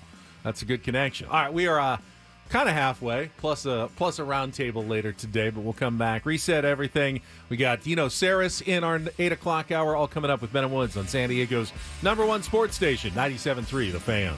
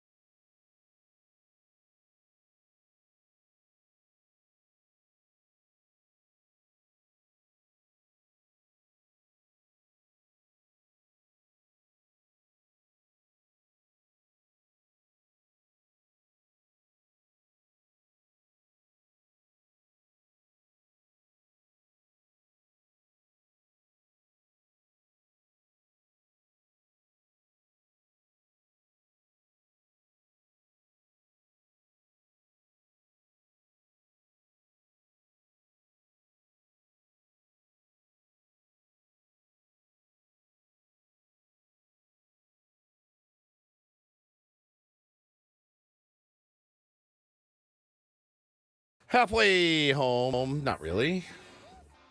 What did that be? 2/5 of the way done so far today for Ben and Woods, 97.3. 40%. 40% done. Yeah, so far. This morning on a Thursday, a little bit more bleak today, but certainly not the end of the road for the Padres talk and the Padres season. I mean, it was just a tough loss, and we move on. Got the Blue Jays, good team coming in on Friday. Be at the game on Sunday. Excited for that. I have not been to the ballpark since opening day, so I'm excited to get back out there again. I'm Woodsy. That's Paul Reindl, the executive producer. Benjamin Higgins, your friendly neighborhood sports anchor, joins us as well this morning. And, have you been out? You've been out. Yeah, once. You've been out? 2 times, actually. Twice? Have you been out? I went out. We were there opening day. I don't think I've been back. Opening day. Yeah. First pitch. Oh, first pitch. Yeah, that's right. First pitch. Twice. I went for one of the Cubs games as well. How could we forget the first pitch debacle that happened? Debacle? It went fairly well. For a couple of us, it went fine. It was fine. I mean, my pitch was straight. It was straight. Down the middle. Yeah. Near the bottom of the strike zone. Yeah, Brito needs to make that pick. My pitch didn't hit the dirt. Yeah, I didn't hit mine in the dirt either. Good pitches hit the dirt. Ask Blake Snell. Good true. Pitches often hit the dirt. Those are unhittable pitches. You want to bury those. Sometimes I did not you want need to. The last thing I wanted to give up was a 3-run homer. Even Snell crossed up his ceremonial catchers. first pitch. Yeah, leaving one up. I'm not going to just hang one. Leaving one up for a guy to just absolutely murder. No, clearly not. I get one pitch. The last thing I want is a meatball that's going to get knocked out of the yard 460 feet. No, I like what you were thinking there. Yeah. It was a good 0-2 pitch. I agree. Tried to get a chase. Yeah, I get it. of Yeah, course. 0-2 trying to get a chase. Nothing good. You know what? I didn't have a runner on third or anything. Right. I was not worried about There's it. a couple of things in baseball that drive me nuts, and it's an 0-2 pitch left up, and it's a failure to get a runner in from third with nobody out. Like that's literally the two things in baseball I think that drive me the craziest as a coach, as a fan, as anything. You know what I mean? Like you're watching going, bro, why would you throw that there? 0-2. I mean, it's just too good of a pitch. Jeff says Ben's pitch was an all-encompassing kind of It was suck. all-encompassing. Yeah, it was. There's a Pete Fairbanks pitch, obviously. I had an interesting conversation yesterday at work with my colleague, Jeff Lasky. Jeff's a reporter and producer at Channel 10, but he also used to be a minor league baseball announcer. And he came in, and we were talking about the game yesterday and Michael King's performance. And he said, so he called games, remember the Lancaster Jethawks, Single A, California League, high desert. It was like the Coors Field of Single A. You know, it was absolute. They played like 15 to 14 games every other day. They're terrible. And he said they had never had a no-hitter in the franchise history, the stadium history. Had never been one. Yeah. And he had a game where he was calling it, and it was forget who the pitcher was, but he had been a guy who who ended up being like a decent arm. And he actually had one like 6th, 7th inning. And he was talking about it like on the radio. Like, guy's got a no-hitter. There's never been one. He did the old non-superstitious, I'm not gonna do the whole, we got something special going on here. You might want to check the line score. He didn't tweet out the eyeball emojis? He actually talked about it, and I said, good. It's your job. And he said, I agree. I hate the superstition crap about no-hitters. I'm the radio guy. Someone's listening to the game. First thing they should know when they tune in, you're listening to a potential no-hitter right now. You don't beat around the bush. You don't try to be coy about it. You tell something exciting is happening at the ballpark right now, and you lay it out for them. And I said, great. And, did it happen? No. Of course, they gave up the hit, as it almost always does happen in a no-hitter. But he said, we got on the bus then after the game. Guys had heard about it on the team, and they were mad at me. They were mad at me that I was talking about it on the air during the game. Players on the team were like mad at me that I actually brought it up. Doesn't that tell you that you shouldn't? If the players aren't talking about it. The players can't hear you while you're talking about it. They don't know. Michael King doesn't know if someone tweets about a no-hitter while it's happening. But if it's important, what I'm saying is knowing that it's important that nobody mention it, nobody jinx it, and you do it. I think it's the arrogance of announcers sometimes, and the arrogance of, well, let's be honest, sports talk radio hosts. No, you're not going to find more arrogant people than in this business. You just won't. So the arrogance. Where do you see the arrogance? Of saying, I know that the players don't want it mentioned. I'm going to do it anyway because it's my job. It's my duty. But You're not serving your country in every here. no-hitter, just don't mention it. It's not going to hurt you. It's been mentioned. There's no way to stop everybody from mentioning it. Do only the announcers have the power to jinx it? I don't know. If you're watching on your couch, like my wife was yesterday, and she woke up, looked at the TV, goes, "Oh, a no-hitter," and then of course they gave up the hit. The whole. Hey, something special's happening. I hate that. I'm fine. Check the box score. Jesse referenced it without referencing. He said only 2 base runners came on a walk, or maybe Scan said it, but it was a good way. I like that. I like that a lot. I have a duty to my audience. You don't. You're fine. You'll be okay. It's the only thing you have a duty to. It's fun. You have no duty to the players and not jinxing duty. what's. We need to both stop saying duty. Your only job is to inform the audience of what's going on. Literally. That's your only job as a play-by-play announcer. Right, but you don't if you're not saying it, you're failing your audience. No, that's not true. So Jesse and Scan failed their audience? I don't think so. I think they did it. That's the right way to do it. You know? Even the tweeting of the eyeball emoji that Adam did from the 97.3 The Fan account, that's even better than saying, hey, we got a no-no going. I don't want to be the guy. Adam tweets eyeball emojis 20 times a day. That could mean anything. That's absolutely true. Could mean anything. That's absolutely true. It doesn't give me the information that I need to run to my radio because there's a no-hitter. Those are just eyeball emojis. Duty. That's your duty. That is your duty. Yeah, you're not on the front lines. You know what I mean? Like, everybody needs to take a big step back. Now, if you're in the dugout, do you want to go up and talk to guys here about it? Like, hey, you got a no-hitter going. Wow, you're throwing really well. I would slit somebody's throat. No-hitter? Okay, I can see where a pitcher doesn't want someone in their face about it necessarily, adding to the pressure of what's going on. But a guy in a radio booth, a guy at home watching on television, it doesn't matter. It doesn't matter. James says, I do see both sides. Imagine how beautiful the entire broadcast of a no-hitter or perfect game would be if you have a master like Jesse or Don painting the picture for multiple innings. Yeah, it was great, and I thought that's a good job. And then Johnny says, has Woods ever mentioned an Adam Klug highlight? I swear it's only his lowlights. He's a great boss. I said that a million times. Behind you. I know he did. He can't hear me though. He's a fantastic boss. He's the best boss we've ever had. It's not close. It's not even close. He lets us do whatever we want. Like content, and he lets us wear him out. He lets us wear him out. Mistakes. Yeah, 100%. You know how many bosses in radio would come in the first time we did something like that and ripped our boss for a expense account or something, misspelling? Yeah, and they would shut that down immediately. He's a good sport. Yeah, Wesley, Ben's wrong. Ben, we do have an agree with Ben. Can everyone at least acknowledge, with the logical portion of their brains, here we go, that there's too many people watching these games to ever enforce a superstitious policy? That people have conflicting superstitions. When you have tens of thousands of people watching the same baseball game, you can never enforce superstitions entirely. No, I just I don't want to be the guy to do it.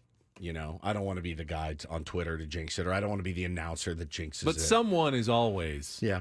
I mean, you can't. Every game that doesn't end in a no-hitter, which is the majority of games, 98% of games.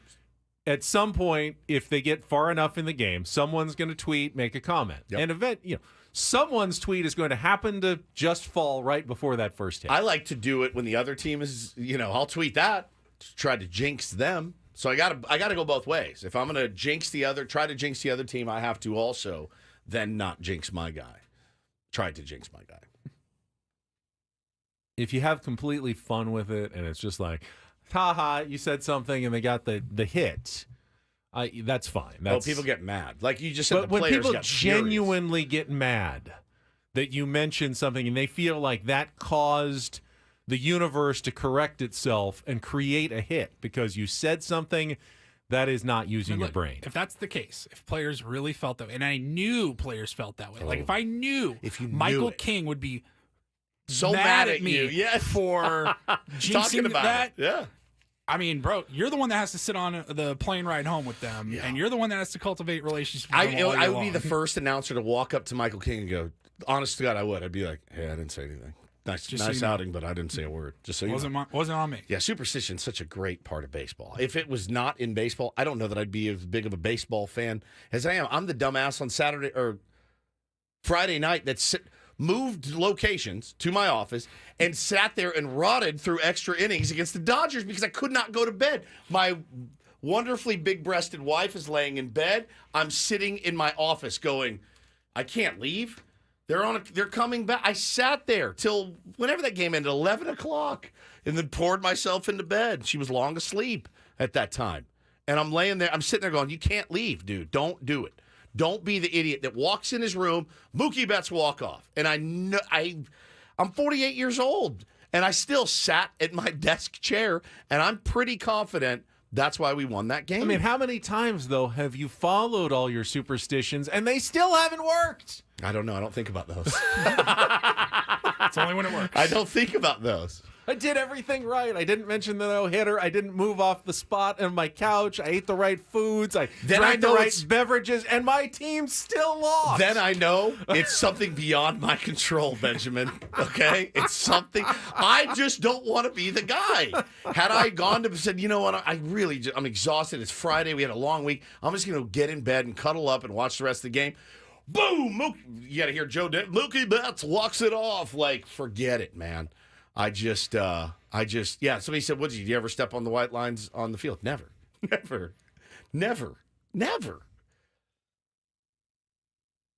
Right? You don't have any golf superstitions? I think that's insane. I mean, I think, like, they told us don't step on the lines when we're walking out to throw our first pitch. Yeah. But I think that's more, you just don't want to mess up those nice, neat lines. But everybody I know just jumps over them. Since like Little League. I mean, Why? do you 'Cause your try to favorite avoid player the cracks did it. in the sidewalk? Yeah, I do of. too. My kids do too. It's not really superstition, but It's kind of fun. it's A more fun of game. More of maybe an OCD tick in my brain. Kind of a fun game. That I just try to avoid keep my brain occupied as I'm walking. Like 2 steps, don't hit the crack. 2 steps, don't hit the crack. I don't think anything bad is going to happen if I do step on a crack. I certainly don't think my beloved mother's back is going to break if I step on a crack in a sidewalk. I certainly hope it's not going to, because we're all going to step on cracks in the sidewalk. Yeah. It's a lot of broken backs out there. Poor mothers. 100%. My kids do it. I do it with them. It's a fun little game that we play. That's all it is. No, I think when it's like 6 innings of a no-hitter, I'm like, do whatever you got to do. Now you get to the 8th, 8 2/3 or 8 1/3 or something. You're like, oh God, this is serious. That's when it gets really. But that's when it's most important to be setting the stage. Yeah, you for can't sure. be beating around the Well, bush. setting the stage in the is ninth different. inning. Michael King's coming back out in the 9th inning with a chance at joining Joe Musgrove in Padres history in the second no hitter. You can't. Well, they've gone through 8 innings and they've only had a base runner on 2 walks and a hit batsman, and just say it. Just say it at that point. Yeah, I mean, I disagree. And that's why Jesse and Scan, I think, did a good job painting around it yesterday. Also, it's semi-early. You don't do it after 3 no-hit innings. Like, something special brewing here. I think they did a great job with that. So, yeah, somebody said, look, it's San Diego sports. We're San Diego sports fan. Sometimes karma and superstition is all we have. And I couldn't agree more. All right, let's take a timeout. We'll come back. Eno Sarris is going to join us at the bottom of the hour. It's a Smart Baseball Thursday. I always look forward to our conversations with Eno, who wrote a little bit about Jackson Merrill this week, which I found fascinating. So we'll get into some details coming up there. And finally, we got I saw this story yesterday. I want to bring it up. Honesty from a sports owner. Total honesty, which I think you rarely get in sports. Coming up next with Ben and Woods on 97.3 The Fan.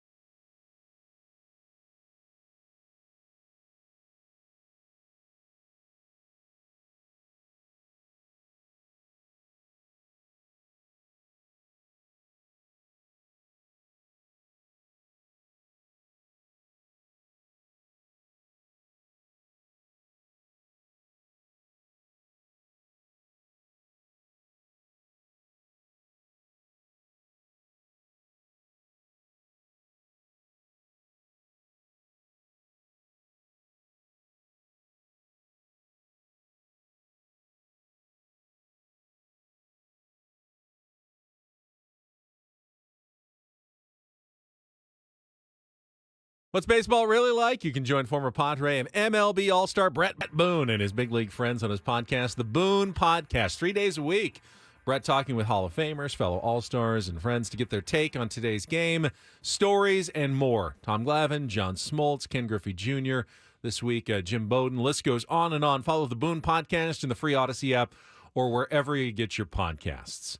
Yeah, you don't always get full transparency from professional sports owners. And in the case of, I usually saw this, the Arizona Coyotes played their final game So gnarly. in Phoenix last night. And they had a big crowd, and they're a little tiny. They're using Arizona State's arena because they lost theirs last year, which is kind of embarrassing. But they got bad ownership, and it's been widely reported that the team is moving to Salt Lake City. Like, it's not a secret anymore, but the owner has been not saying anything and, doing what owners do. However, I love this quote. The owner of the Utah Jazz, Ryan Smith, whose team would be sharing an arena with the Coyotes next year if they do move, had a legendary quote. He said, "Not everything on the internet is true, but in this case, it is true." Holy smokes. So a little confirmation secondhand that, yes, the Arizona Coyotes are going to be moving to Salt Lake City next year. And, I mean, I know the Coyotes and Phoenix. I still feel bad. They have diehard fans. There may not be a ton of them, but they have them. And it hurts for them just as much as it hurt here when the Chargers left.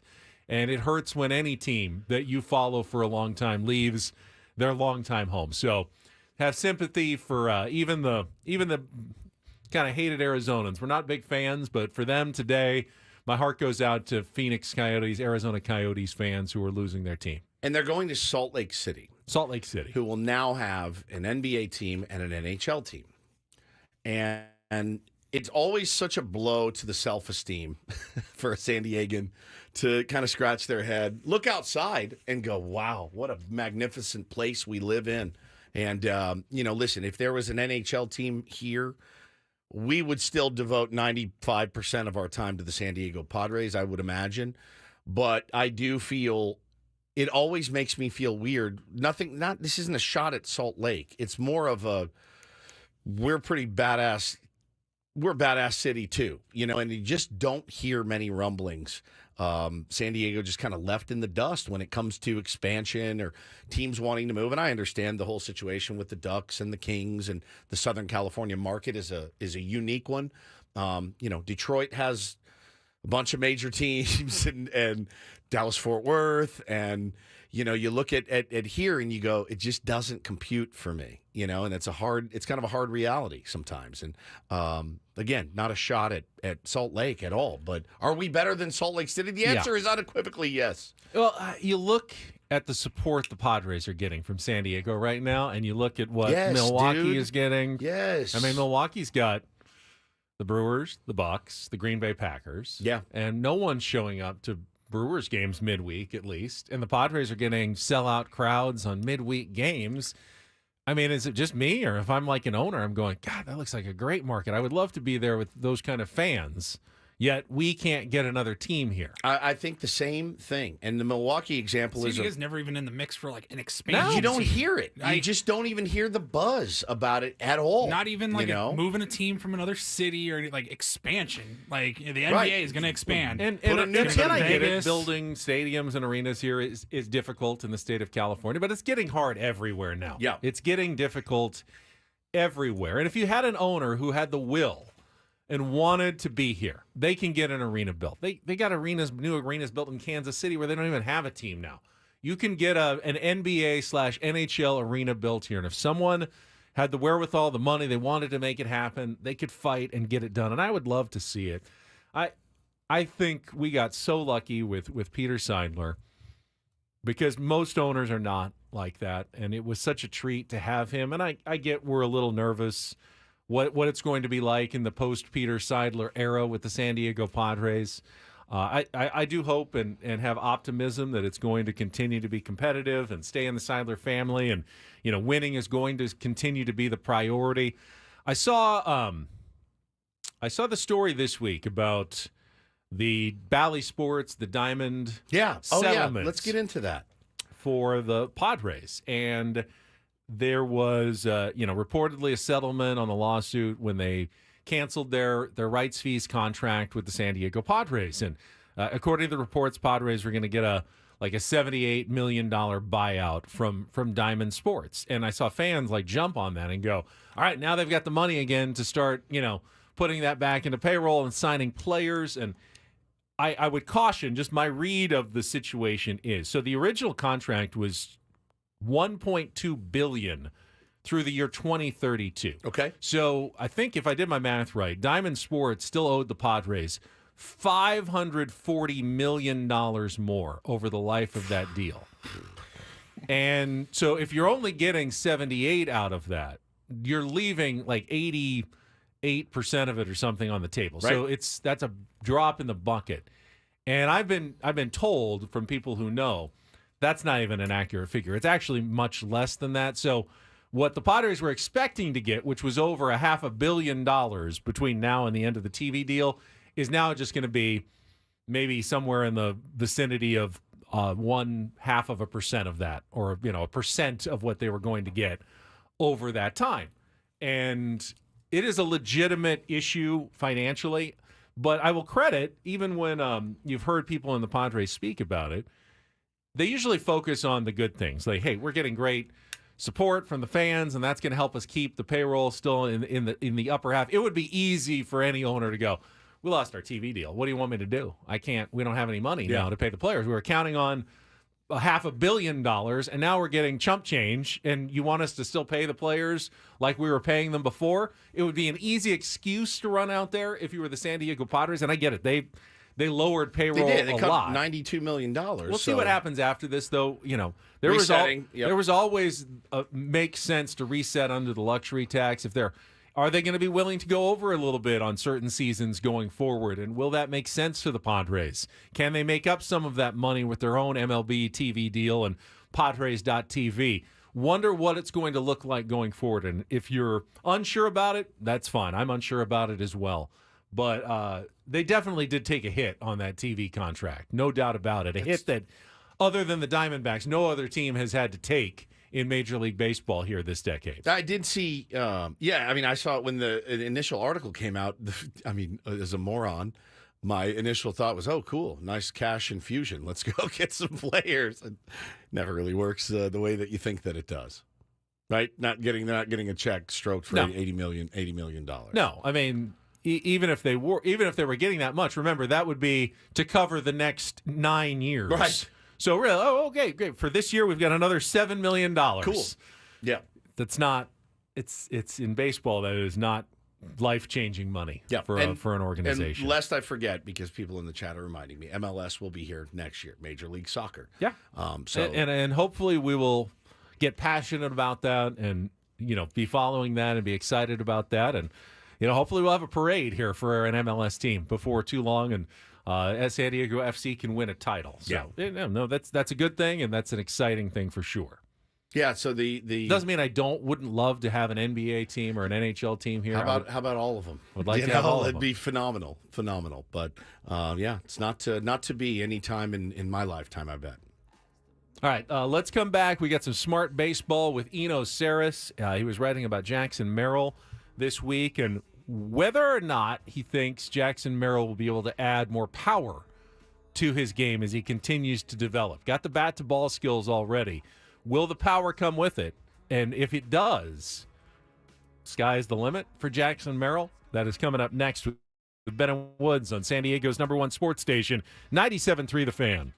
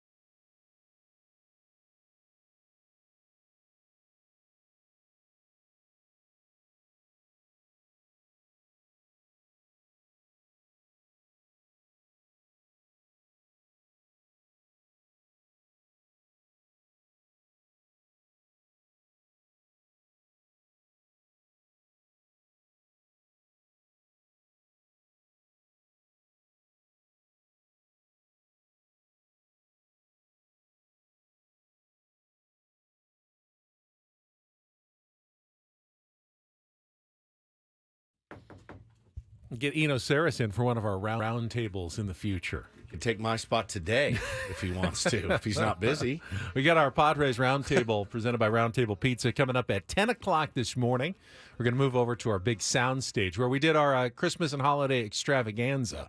Same area over there in the building. Give us a little more space because you know what radio hosts need is space. Lots of space. Yes.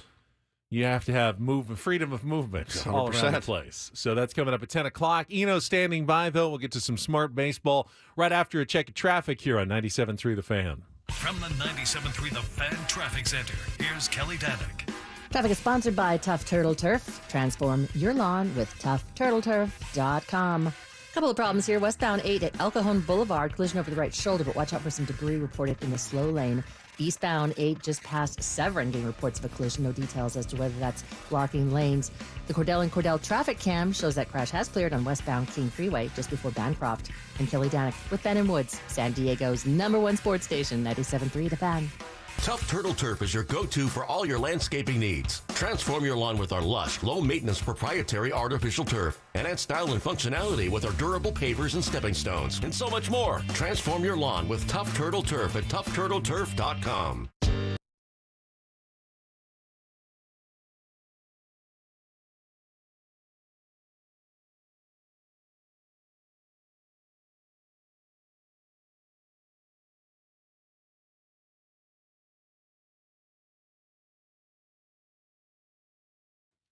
Always enjoy our Thursday conversations with Eno Sarris from The Athletic. He joins us right now. Good morning, Eno. Good morning. Speaking of Eno, the Stuff Plus and the metric on pitching. Now, can you turn around to that quickly? Like, did we learn anything from Michael King yesterday, different from his earlier starts? Because certainly looked different from our untrained eyes, Eno. Well, one thing I noticed was that the fastball velo was up like a half tick, and I think that's kind of big because he was hitting like 95 last year, and anything he can get closer to 94, the better the four seam plays because he's been fine against righties. He's just been walking the lineup against lefties because the four seam hasn't been quite as good this year, and so that's all related to the four seam velo. His sweeper though was up a tick and a half. And it had a little bit less movement, but movement and velo always related to each other. Velo is good for breaking balls as well, and so I think the sweeper was fantastic last night. And I think the harder it gets, the more it becomes a viable pitch against lefties. Kind of sweepers are these big horizontal pitches that have big platoon splits, so you don't normally want to throw them against lefties. But to keep them on their toes, he can't just be, fastball changeup against lefties. So I think this added little velocity is going to be a big deal. Yeah, and so far, I mean, I know that Joe Musgrove was toying with that sweeper in spring training. Didn't go well, at least in spring training. I want to dig into maybe more of his peripherals too, but like his velo is actually down a tick. And I mean, look, the other night, I saw Padre fans getting on him. He gave up a few runs early, but man, that guy found a way to get you through 6 innings without the velo that he was accustomed to. What do you attribute that to? Is it like a day-to-day thing with these guys? Like, oh, I got better velo today than I did, in my last start. How does that work? Yeah, well, there's a really fascinating piece by Rob Arthur when he was writing for 538. 538 about how fastball velocity is predictive on a start-to-start basis. Yeah. So that there basically is a hot hand for baseball pitchers, and it is their fastball velo.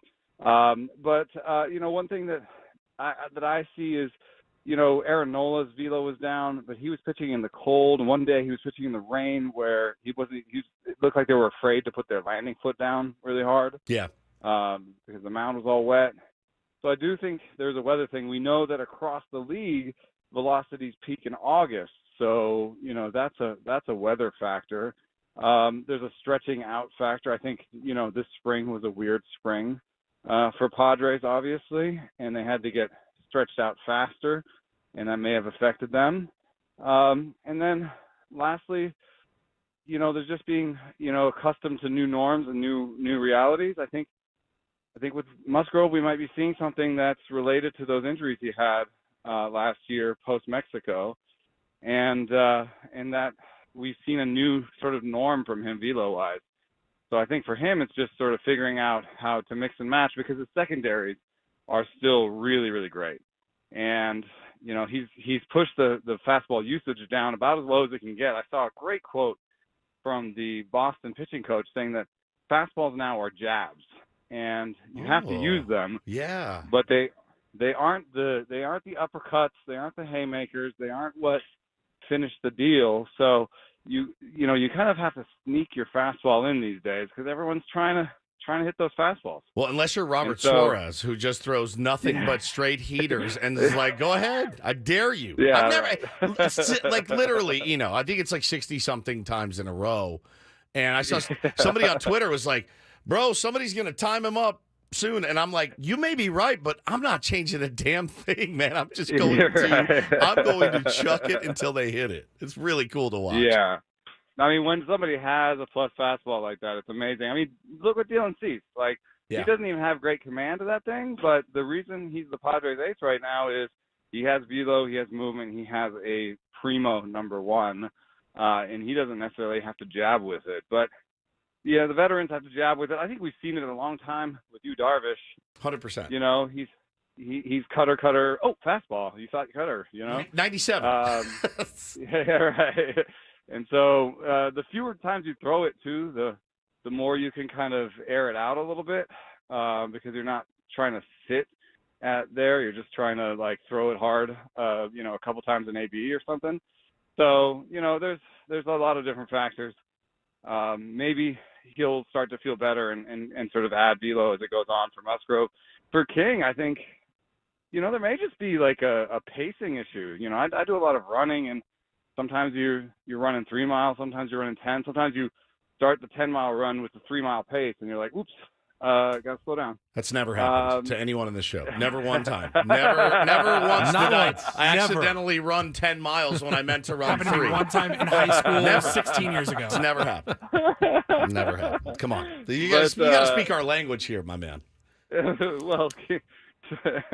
Well, you got to pace yourself when you're eating burgers. There you go. Okay, pizza slices. All right, I get it. I have eaten 6 when I meant to eat 2. When he meant to eat 2, yeah. You're like, I can't stop.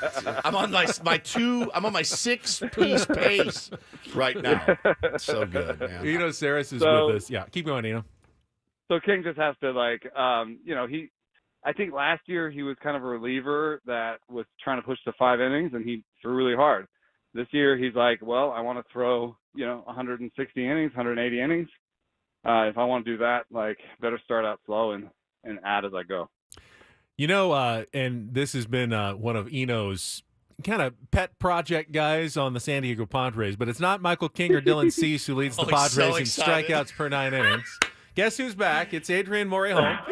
Throwing hard, and speaking of adding sweepers, seems to have been toying with one as well. Now, he's still got a ways to go, but with you, Darvish, now on the injured list, it's possible Adrian Morejon could step up into a little bigger role for the Padres. And have you seen anything different from him? I know very limited, and he's still giving up some hits, but he's throwing hard, striking guys out. I mean, he's doing the good things that Adrian Morejon can do. You're so happy. Yeah, no, I'm glad to see him in the bigs. I do wonder what they're going to do. I assume they'll do some skipping in the rotation. They didn't call up a starter. They didn't call up Robbie Quads. And so, I think that there, might be Johnny Brito and Adrian Morejon sort of right-lefting it through 4 innings for them in the short-term future. Good news that the Yu Darvish thing doesn't seem like a huge deal. Yeah, one can hope. I mean, you're always reluctant. Every team's fans say this, when they tell us it's just 15 days, it always turns out to be something worse. Maybe it's not, and if that's the case, yeah, it's time for some of these guys to, like an Adrian Morejon. I've always wondered if him coming in out of the bullpen is really what best suits him. I've heard from guys that've covered him forever that say make him a starter. make him a starter and see what he can do. He may very well get his chance soon, but the appearance the other night, he did look good. Flashes of what makes you so excited about him. Yeah, I mean it's a good fastball shape and good velo, so that's what I'm always looking for. Usually you get one or the other. Talking to Eno Sarris from The Athletic. Eno, you had a piece that focused on partially on Jackson Merrill this week and the ability to add power when you already have good bat-to-ball skills. And while Jackson does have one home run this season, most of his hits have been singles. He can go the other way. He's Triple gone yesterday, through yep. some holes. He did have a triple that the speed will help him get some extra base hits. But in terms of getting the ball over the wall, not expecting a ton out of Jackson Merrill this season. Doesn't look like a 25 to 30 homer guy yet, but you wrote about the possibility of adding power and whether it's okay and fair for fans to dream on a guy like Jackson Merrill. What were some of the takeaways from that piece?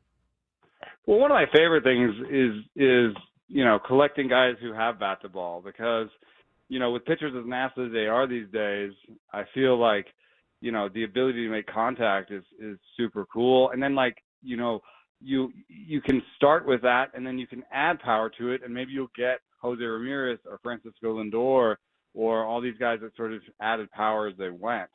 And so I explored different strategies for it, and the best one of them all seems to be C.J. Abrams. And interesting to have the one who got away. Yes, I'm sorry if I heard that noise. Yep. He looks so good now, man. He looks so good right now. So good. I saw him he took Kyle Harrison deep to center in San Francisco to Triple's alley, like lefty on lefty, high and tight. Like, oh man. And so, but this is Jackson Merrill's the one who stayed. He's the one you can dream on now. And the idea is the body fills out, the approach changes, and the mechanics change, and it's never just one thing. It's all of these things. It's the maturing process. What you see with the aging curves is people hit fewer ground balls as they get older, just naturally. So you would expect Jackson Merrill to hit fewer ground balls going forward. You expect him to get larger, to get bigger going forward, as he does more of a sort of major league weightlifting routine and learns from his peers. And then you would expect him to change mechanics, and he kind of listed all those. He talked about swinging at better pitches, because if you make contact and you swing at too many pitches, you'll make bad contact. So focusing more on the best pitches to make contact with. He talked about being less handsy and throwing his hands at the ball less, and that's about being connected to your base. And that's the kind of mechanical thing where you want to sort of coax a little bit more power out of the natural ability. I think I see all of the. It's kind of hard given his age and how little we've seen of him at the major league level. But I think I see the pieces there that would separate him from somebody like Stephen Kwan. For example, he's already hit a ball harder than Stephen Kwan ever has. Wow. And so when you look at the sort of max exit velocity end of it, you say, okay, that's raw power. He at least has, in how scouts talk about it, at least has 40-45 power, which is like kind of league average power in terms of raw power. And can he push that? Can he go from 15 to 18 to 20, 25, something like that? I think that's in there, and it's always going to come with a good batting average and probably a good OBP, especially as another thing that people do as they age is they take more pitches and they become more selective. So those things will all add in well with somebody who makes good natural contact. Such good stuff from our pal Eno Sarris from The Athletic. One of our colleagues, Craig Elston, made the Christian Yelich comp to Jackson Merrill. I thought that's a pretty good one, man. That's a pretty good one. Like dreaming on him to become like a Christian Yelich type, because Yelich, started 8 homers, 9 homers, whatever, and then bumped his power up. And I don't know, do you feel like Yelich maybe sacrificed some of his numbers to try to add power? Is that something you'd recommend doing? I mean, I think there is a little bit of a trade-off between power and contact in terms of the power. The best power is out in front of the plate. When you think of a pulled laser to the pull side of the park, like a righty just hitting that, just a laser to left field, like that's the best outcome, and that's out in front of the plate. So what happens if you want to make contact out in front of the plate? You have to make your decision earlier. If you make the decision earlier, you're going to look silly sometimes. And so there is a relationship there. But if you have great, like bat to ball, what you can do is make that decision early and still kind of adjust. Like you still have a handiness where you got beat, but you got that bat to that ball and you served that little single to right field. Love it. You know, because you just slowed your hands, and you have great hands. So that's when you start putting together and be like, oh, that's the like 5 percentile. That's like the 95 to 100 percentile outcome for Jackson Merrill is he adds like great pull power, but retains that ability to just like Manny does that, right? Oh yeah. Manny hits lasers, and then sometimes he'll get beat, but he still just does a little soft single to Serves right. it. Yep. Yeah. Yeah. It's And kind of so when you know he's locked in when that's happening. Yeah. So that's the best outcome for Merrill is that he kind of puts those two things together. There, you may strike out closer to 18 or 20 rather than 14 or 12, but that's worth it. I mean, one thing that we see across baseball is power is more tightly associated with teams winning than OBP. Yeah. So slugging is more predictive of success than OBP, and you can separate yourself as a team in slugging easier than you can in OBP. Teams are more tightly clustered together when it comes to OBP. When it comes to slugging, there are teams that are just way out in front. And the best teams in baseball slug and make contact. So that's worth aiming for with all of your players. That's awesome. By the way, I believe tomorrow is Jackson Merrill's 21st birthday. 21st. What San Diego craft beer should he have for his very first alcoholic drink of his life? It's got to be 394. 394, pale ale, perfect. 100%. It's a great answer. Guy knows his audience. Thank you very much, as always. Thank you, buddy. All right, thanks, guys. Eno Sarris, 7 Mile Casino, bringing you our weekly Smart Baseball segment with Eno Sarris. Love him. It wouldn't shock me if Jackson Merrill did say, no, I've never had a drink before. He's so like... shock me. Would it shock you? I'd be shocked. I'd be floored. Really? I wouldn't believe him. I don't know. He's such a baseball nut. Like, all he cares about is baseball. Do you know how much baseball nuts drink? What in the world? Yeah, but nowadays... No. I would say players nowadays drink much less than they did back in the day. I'll give you that. It's not nearly as prevalent in the culture as it used to be. He didn't used to let rookies leave the clubhouse so they drank like a 12-pack and talked about the game. Like I've heard that from, 100 ex-big leaguers. It's different nowadays. They take care of themselves so much better, and they'd probably worry about the carbs more than the alcohol at this point. I would venture to say he's had a cocktail. Probably. Yeah. But officially, legally... Tomorrow will be the day. Tomorrow, and that is amazing. That's what I would love for him to have a monster game on his birthday. And a guy like that, a rookie that's not just a role player off the bench or something. He's he is your starting center fielder. Yeah. The veterans have rallied around him. They love having him there. Yep. Like, that's a game. You go out there Friday night, City Connect, under eat, the lights. Dude. Go play that game. And then I'm sure Manny or Joe, they can get him something they've nice. rented out a nightclub somewhere. Please invite us. I would love to go. I would love to be at your birthday party. I'll do anything. Even I would go to that one. I would in a heartbeat. I won't even talk to you guys. I just want to watch. We just want to observe. Yeah, I just want to watch. Creepily in the corner. Yeah. See what's going on. All right, Reindl Report, final hour of Ben and Woods before the roundtable. All coming up here on 97.3 The Fan. Do not go away.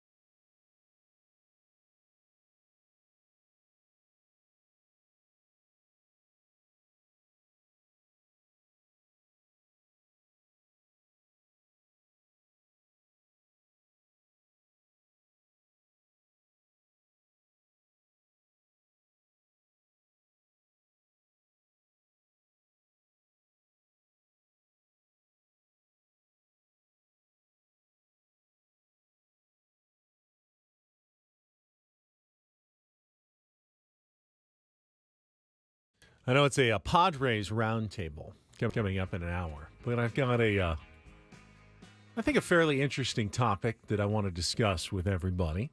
You can add some early thoughts here if you'd like, Woods and Paul, who's doesn't get to take part in the roundtable. Are you jealous that we get to do the roundtable?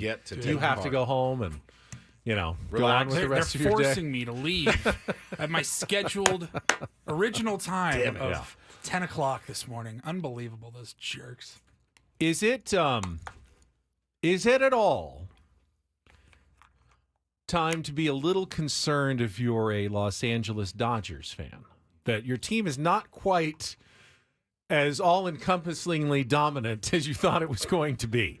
And again, they're not bad by any stretch of the imagination. They're in first place, but only 3 games above 500, only a game ahead of the Padres, who are lost 4 straight series. Yeah, is that right? The 3rd straight series yesterday, dropping 2-3 to the Washington Nationals. Yeah, you feel like if you're a Dodger fan, that's a series that you were going to win. You feel like you'd put a healthy amount of cash on that one, too. Their pitching has the lack of depth in their pitching right now, and they're hoping to get Walker Buehler back fairly soon. Could help, but you have no idea what Walker Buehler is going to look like after nearly 2 years out of the game.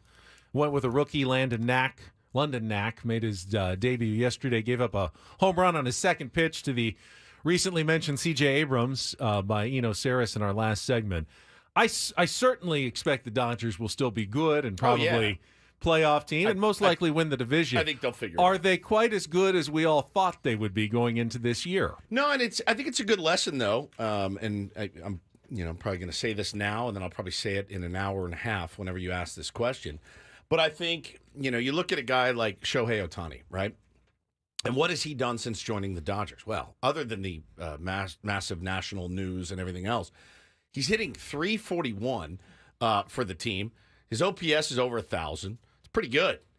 Must be a really, really clutch player. He's 1 for 19 with runners in scoring position. 1 for 19. He had 2 knocks on Tuesday out of 5 at-bats. Those 3 hitless at-bats all came with opportunities to drive in runs that he didn't do. So I think it's a good lesson for all of us to remember is that, sometimes a hot start, quote-unquote, can be a bit of a mirage, but also a slow start may not be the end of the world for some guys. Is it just a start? Because, yes, it's just his start with the Dodgers, in this season. He put up massive numbers for the Angels last couple of years. MVP. Didn't help their team. Now, you thought, well, they didn't have the resources around him that the Dodgers do, and they don't. But look at the Angels now without Shohei Ohtani. Everyone expected they're going to collapse, and perhaps they still will. They're at 500. They just won another game yesterday. Mike Trout is playing well. So he carrying the team right now. He hit well in Anaheim. He was over 300 with runners in scoring position in his his longer tenure there. But yeah, it's kind of doesn't make any sense sometimes when you look at it.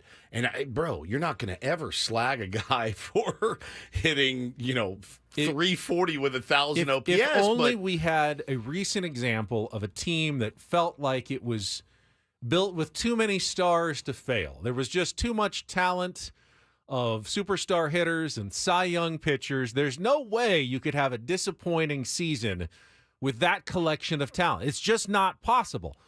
Well, we lived through it last year in 2023, and I am not predicting that the Dodgers are going to have a Padres-like 82-80 season and miss the playoffs this year. That would be too much to almost dream on as a Padres fan. But based on the results so far, they don't look like a 118-win juggernaut that some of us thought was going to be completely unstoppable. They have lineup issues at the bottom. They have bullpen issues. They have starting pitching issues. So here's my only... And their stars are carrying them.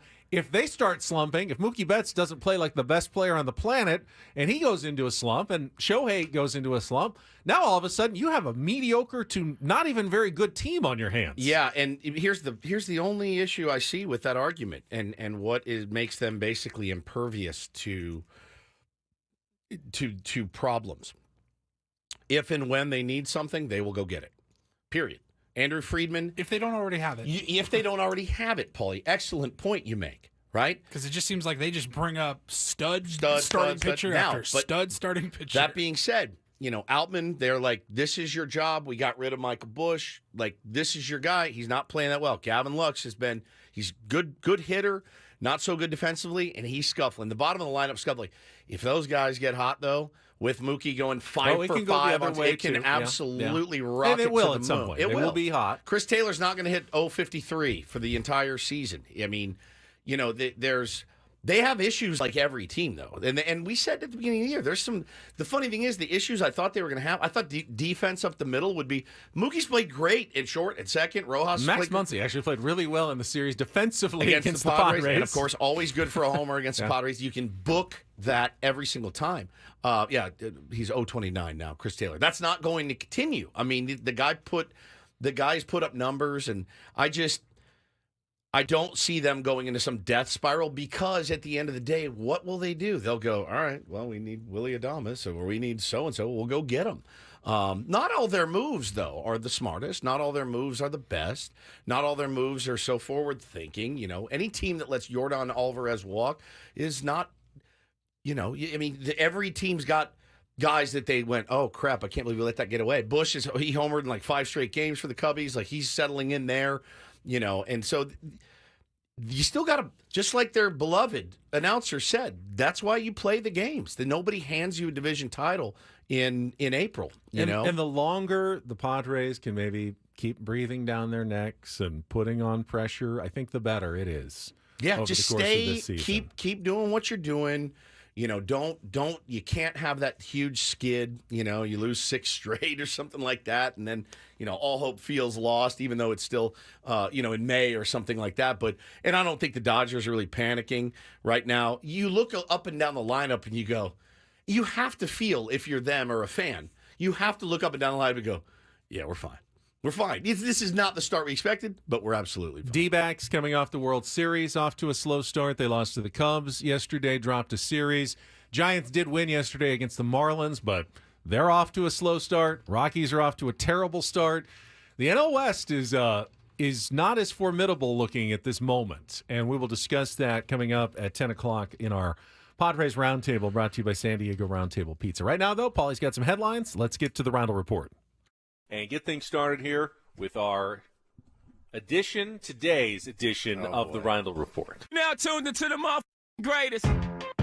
Welcome to the Reindl Report with Paul Reindl. Hi, Paul. All right. 2 stories from the world of sports that we haven't gotten to yet. We'll start off in Major League Baseball. And 1 story that you didn't know you needed. Are you laughing, biatch? It's the Reindl Report. Hey, Paul, how you doing? Okay, how are you? On 97.3 The Fan. Are you ready to bless the mood? I need some help, please. That was good. Can I get a oh yeah? Oh yeah.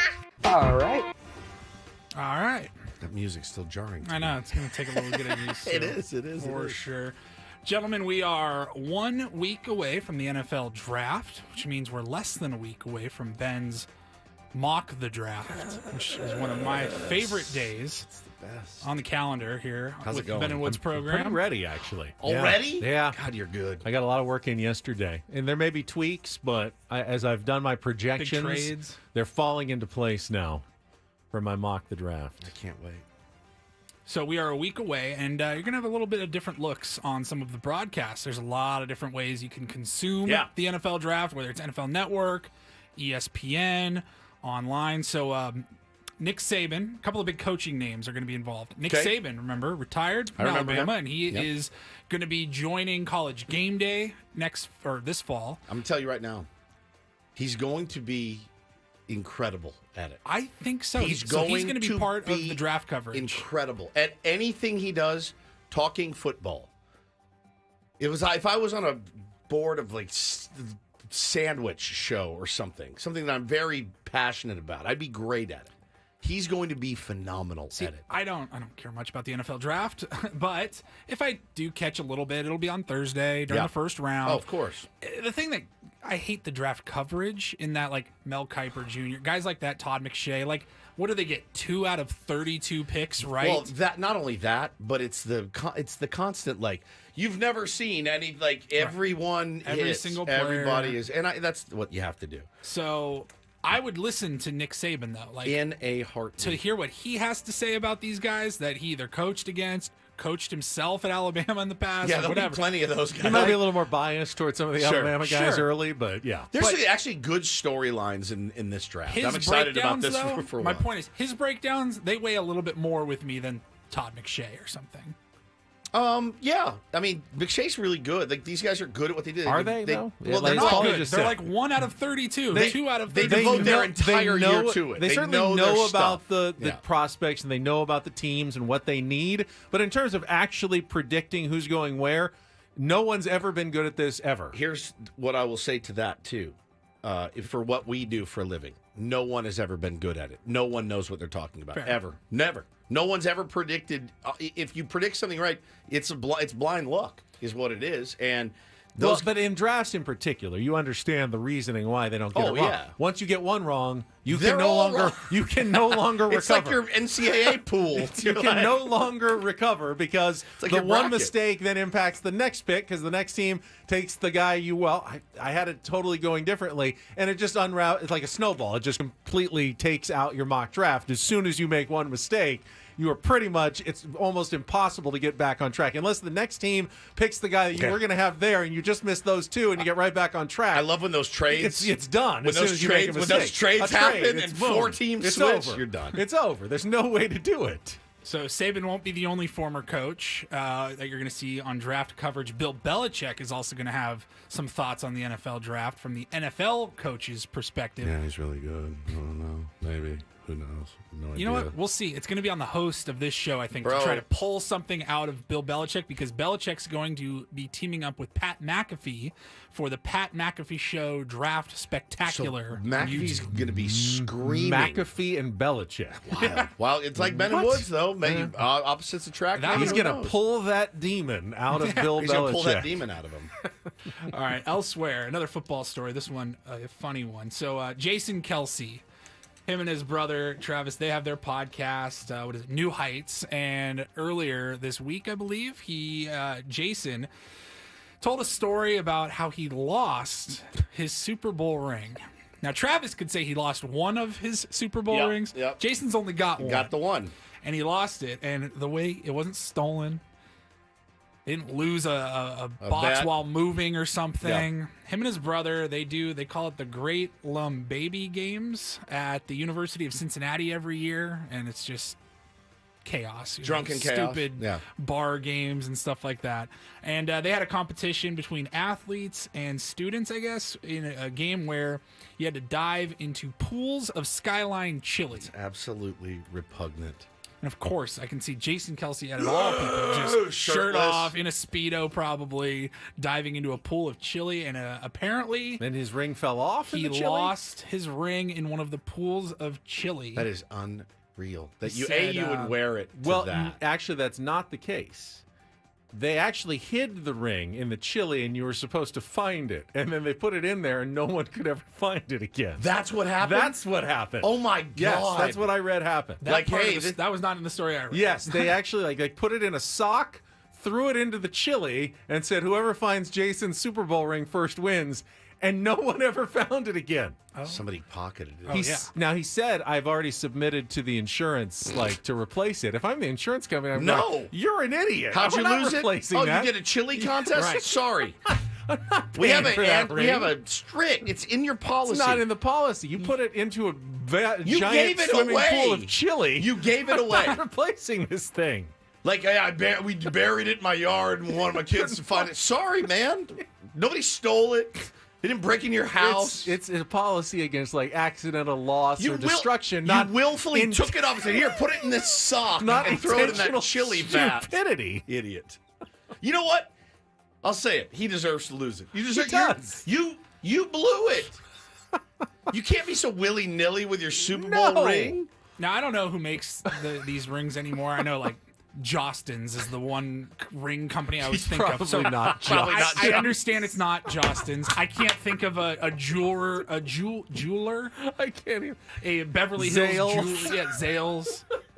Every kiss begins with K. Yeah. Can I help you? But Yeah, I need a new Super whoever Bowl ring. made the Super Bowl rings for, what was that, 2017, whatever, for the Eagles, Like, do they have a way to recreate it? Like, if he wanted to fork over however many thousands of dollars it would cost, can he order another, like, I don't Your know. personal Super Bowl jeweler, Just Ben Bridge. Did They went to Jared. Justin's is maybe your best. Jared. That may be your best line of the show. He didn't even say. He just was like naming a place. I was just trying to think of who does it. It's always like, oh, this boutique jeweler on Saks Fifth Avenue. Tiffany and Company, maybe something like that. I could see Tiffany. Yeah, exactly. But Justin. can he go? Can he call Tiffany's and just be like, Oh yeah, my God! I'm Elisa, gonna- she Googled it. It's Justin's. They make Suck it! They make the Super Bowl rings. You're Do they send joking. them the catalog like they do every high school senior? Fill it out.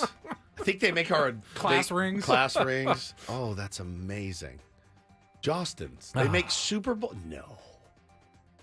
I'm going. Whoever said it was right, I'm going with Elisa them. says it. Alyssa right. or Elisa. I never say it right. Elisa. Elisa, sorry. All right, finally, quickly here, a new movie potentially on the horizons. One I am very excited about. I think one of the best duos in Hollywood right now is Martin Scorsese and Leonardo DiCaprio. They are just unbelievable together. Of course, they had what was the last year's movie that won every award? Oh, it was Killers of the Flower Moon. Yeah. Killers of the Flower Moon. They've done The Departed, Gangs of New York, Wolf of Wall Street together, and they've got another one in the works. I don't believe this has officially been greenlit yet, but they are teaming up on their end of the deal to do a biopic movie about Frank Sinatra, and it's also going to feature Jennifer Lawrence in that Ava role Gardner. as Ava Gardner. Oh my Now, God. I guess it's all up to the estate of Frank Sinatra and Please. if they want to proceed with it. But Scorsese said he's in,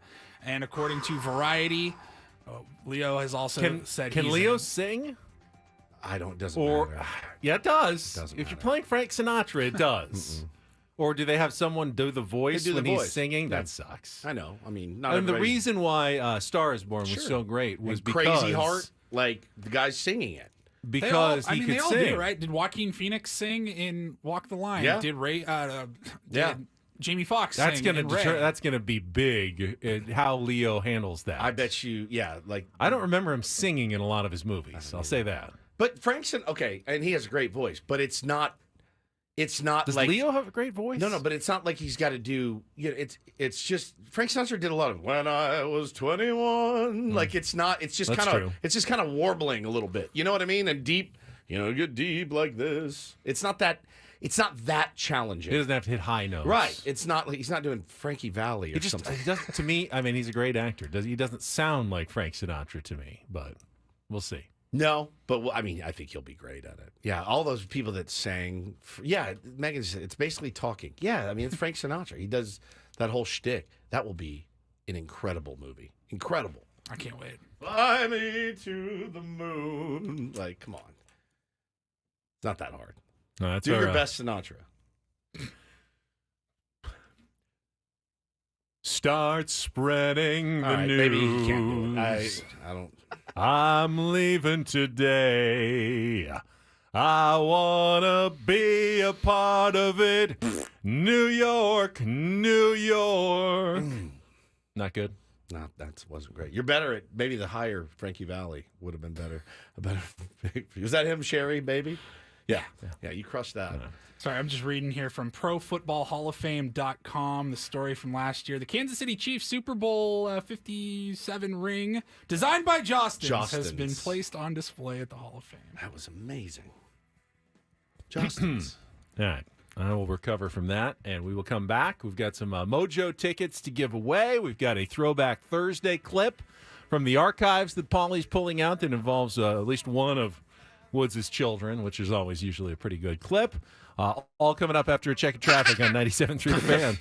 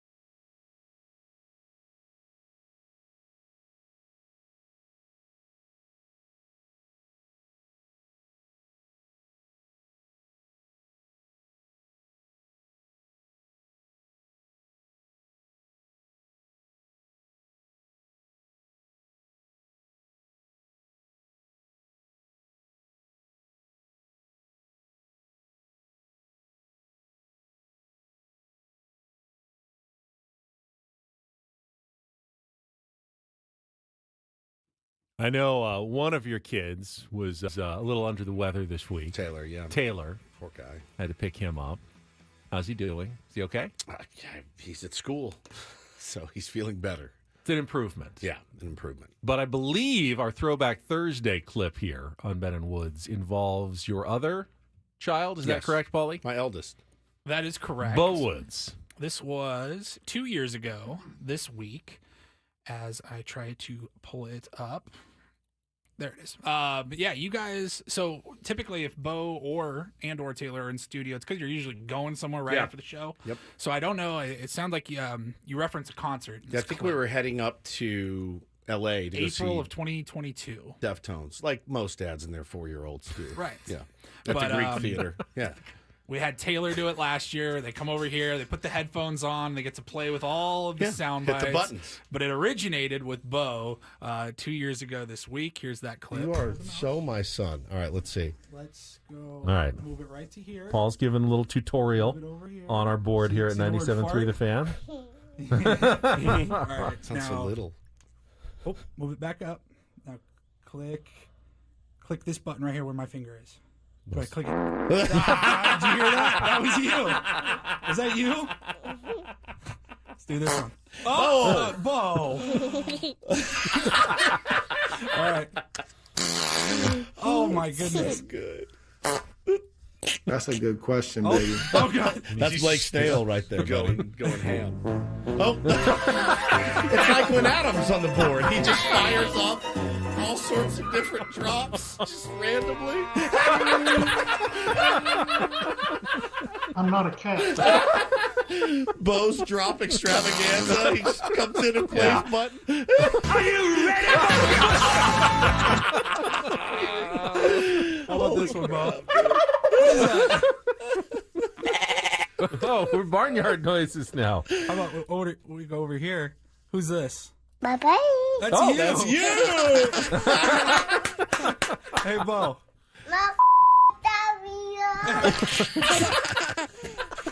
He liked that one. He liked that one a lot, dude. That one gets him still. You like the buttons, huh?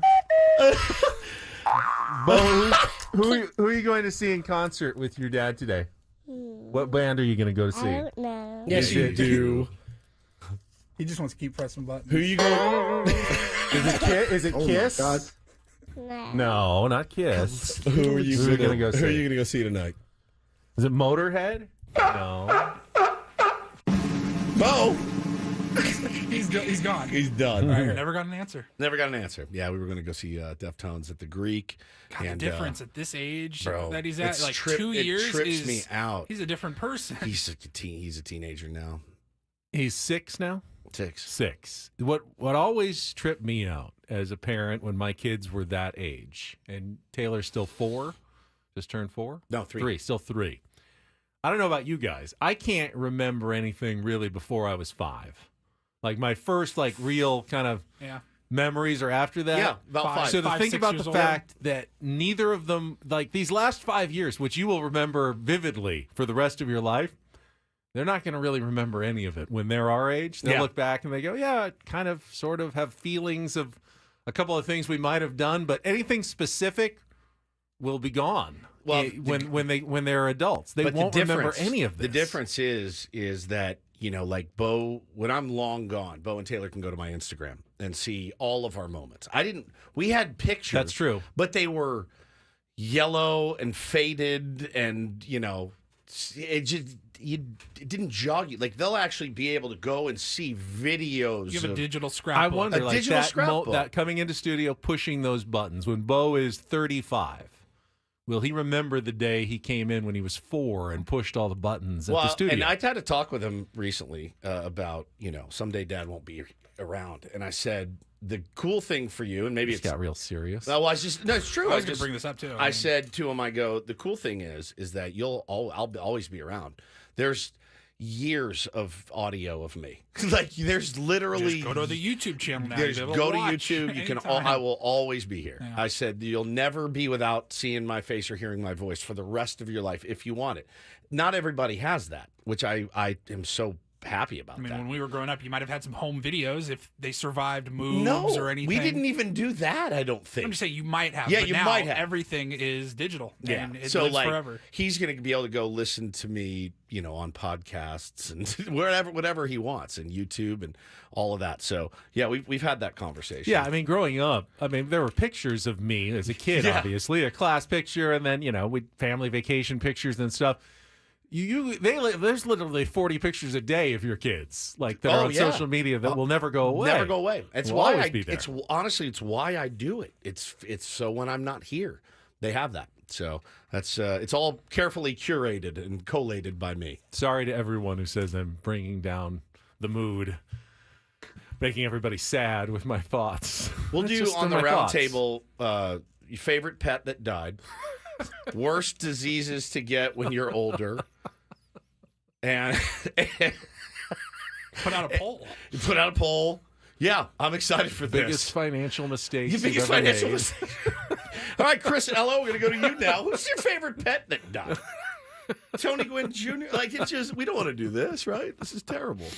All right, it's time to give away. We'll lighten the mood by giving away a 4-pack of tickets to see the San Diego Mojo, San Diego's newest pro volleyball team, against the Omaha Supernovas at Viejas Arena on April 23rd. You can get your tickets now at provolleyball.com, but let's win them right now and put a smile on everybody's face. 833-288-0973. Third caller is going to win the 4-pack of tickets to the Mojo Supernovas coming up early next week at Viejas Arena. We'll be back. Final segment. Got some, there's some NBA play-in tournament action that is going to continue tonight and tomorrow, and probably spin the topic wheel. Maybe some more Padres. I don't know. We'll play the 16 minutes. Those are options. Coming That's up. a world-class tease. I'm too sad. That's going to go down right in the radio. Here's how you tease, guys. Listen to this. Something, NBA, and I don't know. That's why I love this show. That's exactly why I love this show. It's just an all-encompassing kind of suck. It's almost 9:44.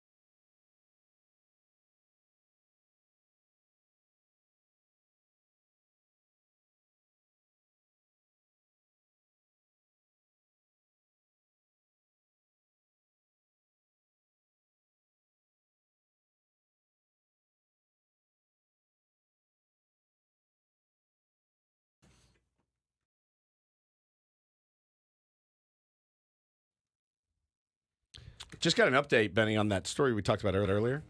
The Valley Sports settlement with the San Diego Padres. Jeff Sanders, the UT, just sent out his update on his article. A Padres source has clarified the team's expectation that the total will be just $17 million.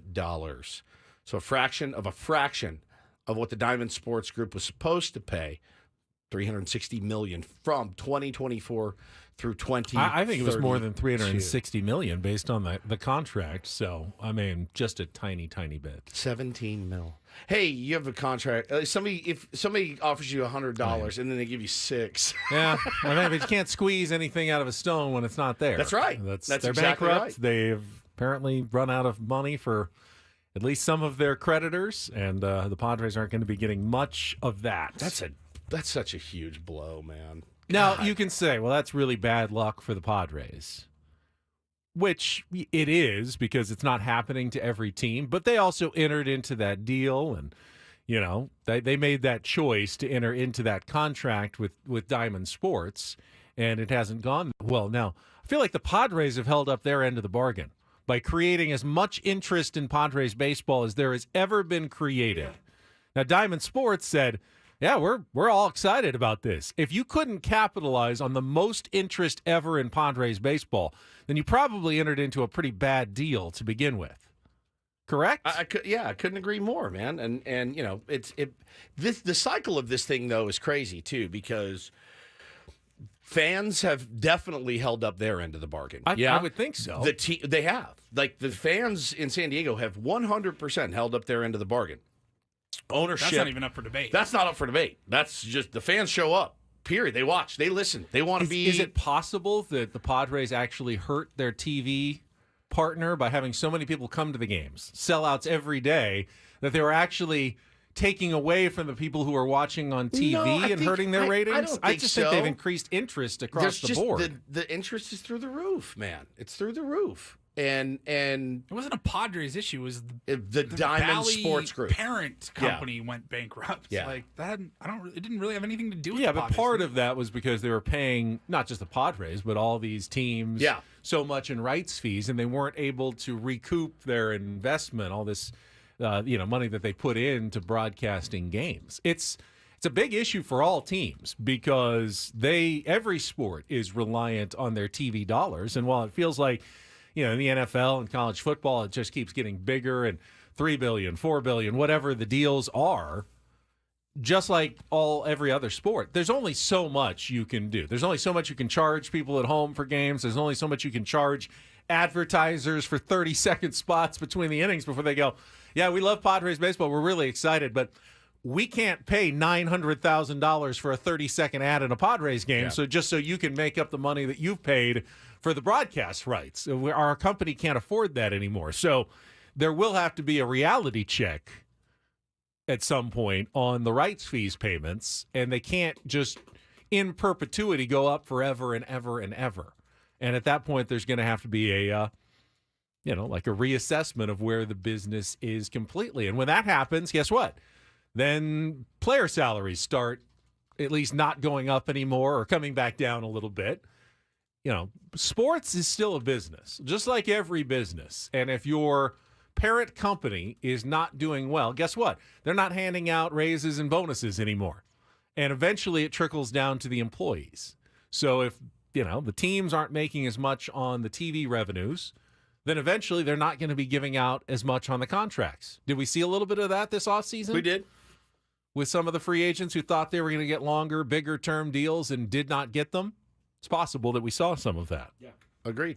I agree. So, yeah, 17 million is the reported number now. So that's a little bit different. A little bit different than the what was the first 78 million? 78. Yeah. And then which was maybe a 1.2 billion total. I don't know what they've paid so far and what they still owed, but quite a bit that they still owed that the Padres aren't going to be seeing any of that money. Super cool. Yeah, this isn't. I think there were some fans who thought, "Ooh, this is good news to the Padres. They're getting a check." No, this is bad news to the Padres. Yeah, they wanted like 150 million or something like that, and they said, "Well, we're not going to come close to that." And then we heard, "Well, 78 million. They got about half of what they wanted." No, they're not even going to get close to that. It's bad news, not a good news story for the San Diego Padres. No doubt, no doubt. So, I mean, look, fans are going to keep showing up to them. It's you're putting a product on the field that people still want to go see, and that's what the ownership, whoever it may be this year and down the road, they need to be mindful of that. Very mindful. Like, you have to put a product on the field that people want to go see, and they'll pay you back. That's. That Valley deal, that has nothing to do with the fans of the San Diego Padres at all. And that's their business, certainly. But they got to figure out how to continue to put a competitive winner on the field, or it all goes away. It all goes away. So they've done a good job at that to this point. All right, let's check traffic one last time, and then we'll wrap things up. It is 9:44. Do we need to play before we move on any further? Play what? Did we miss it? Not if we go fast. I'll maybe give it till 10. It's 9:44 right now. We'll give it 16 minutes of sulk, and then we'll, get back on the bump and figure it out. I want to play it every day at 9:40. It should be like our thing at 9:44. Thank you so much to Pete Fairbanks for, after a tough loss of giving it up, gives us that goal. Do you have the first one? We can play the whole clip. Let's go to traffic. We can play the whole clip. We'll play the whole clip earlier. again when we come back on 97.3 The Fan. From the 97.3 The Fan Traffic Center, here's Kelly Danick. Wrapping up our morning drive, kind of on a busy note here, guys. Got this crash at the coastline, northbound 5 before the racetracks, blocking the 2 left lanes. And there's a vehicle over to the right shoulder as well. Also traveling on southbound 5, right at the Coronado Bridge connector, there's a stalled vehicle. Looks like that could be partially in lanes. Traveling on westbound King Freeway just before 25th Street, collision involving 3 cars. They're over to the right shoulder. Stalled vehicle on westbound 54 just before Briarwood Road. That is over to the right shoulder. Looks like tow truck is on scene assisting there. And northbound 125 just past the King Freeway. Collision involving a couple vehicles there in the center divide. I'm Kelly Danick with Ben and Woods, San Diego's #1 sports station, 97.3 The Fan. All right, so just a matter of command, location, selection, anything specific?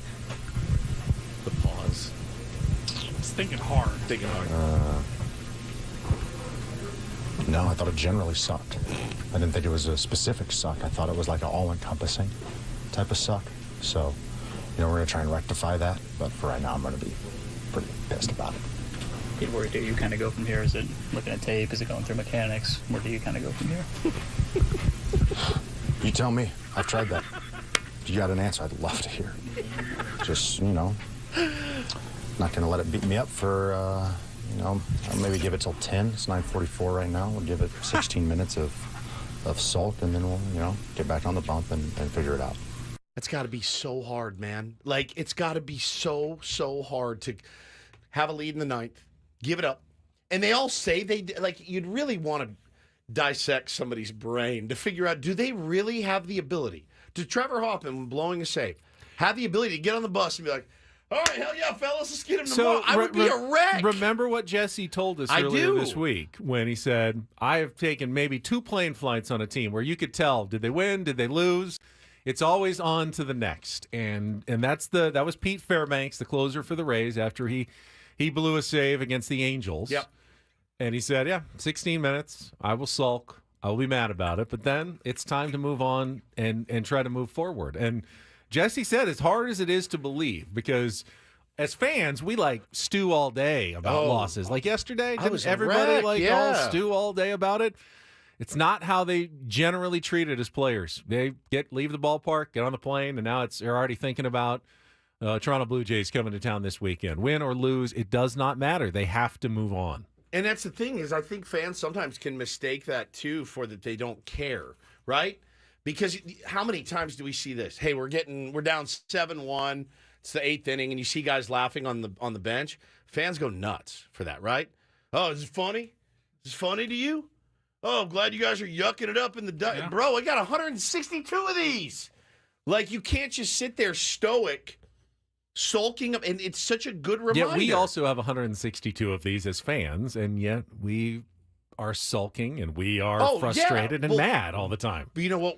We're not professionals, though. We're fans. They're professionals. So trust me, the Incredible Boomer, sometimes when I see that on the bench, I'm like, what are we doing here? You guys just have fun playing grab ass down there? We just getting your ass kicked all year? That's cool. Enjoy it. Get that check. I'm 100% do that.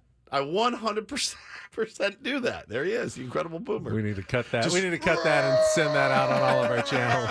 He comes. The shirt starts to swell. I'm like, why are you laughing? Don't rip your nice new 97 Through the Fan polo that you've put on for our roundtable discussion. So a guy in the chat, Civil Luthi says, my college coach required stoic crying mad on the bus after a loss. Listen, if you ate dinner on the way home, he'd accuse you of not caring enough. If you ate food, you don't care. Are you anymore. enjoying that sandwich? Guys, Coach, bro, I am starving. Even though we lost, we just played 9 innings. I gave my heart out. We lost. I'm exhausted. I need food. No! You can't eat. You lost. He required them to be mad and sad on the bus. It's just one of those. That's one of those deals. But then there's the other side of it, which is Moneyball, Billy Bean, yeah, what do you have Brad fun for? Pitt. What do you have My fun for? favorite Does that scene. Does that have fun? The Incredible Boomer. That's but I do agree with that.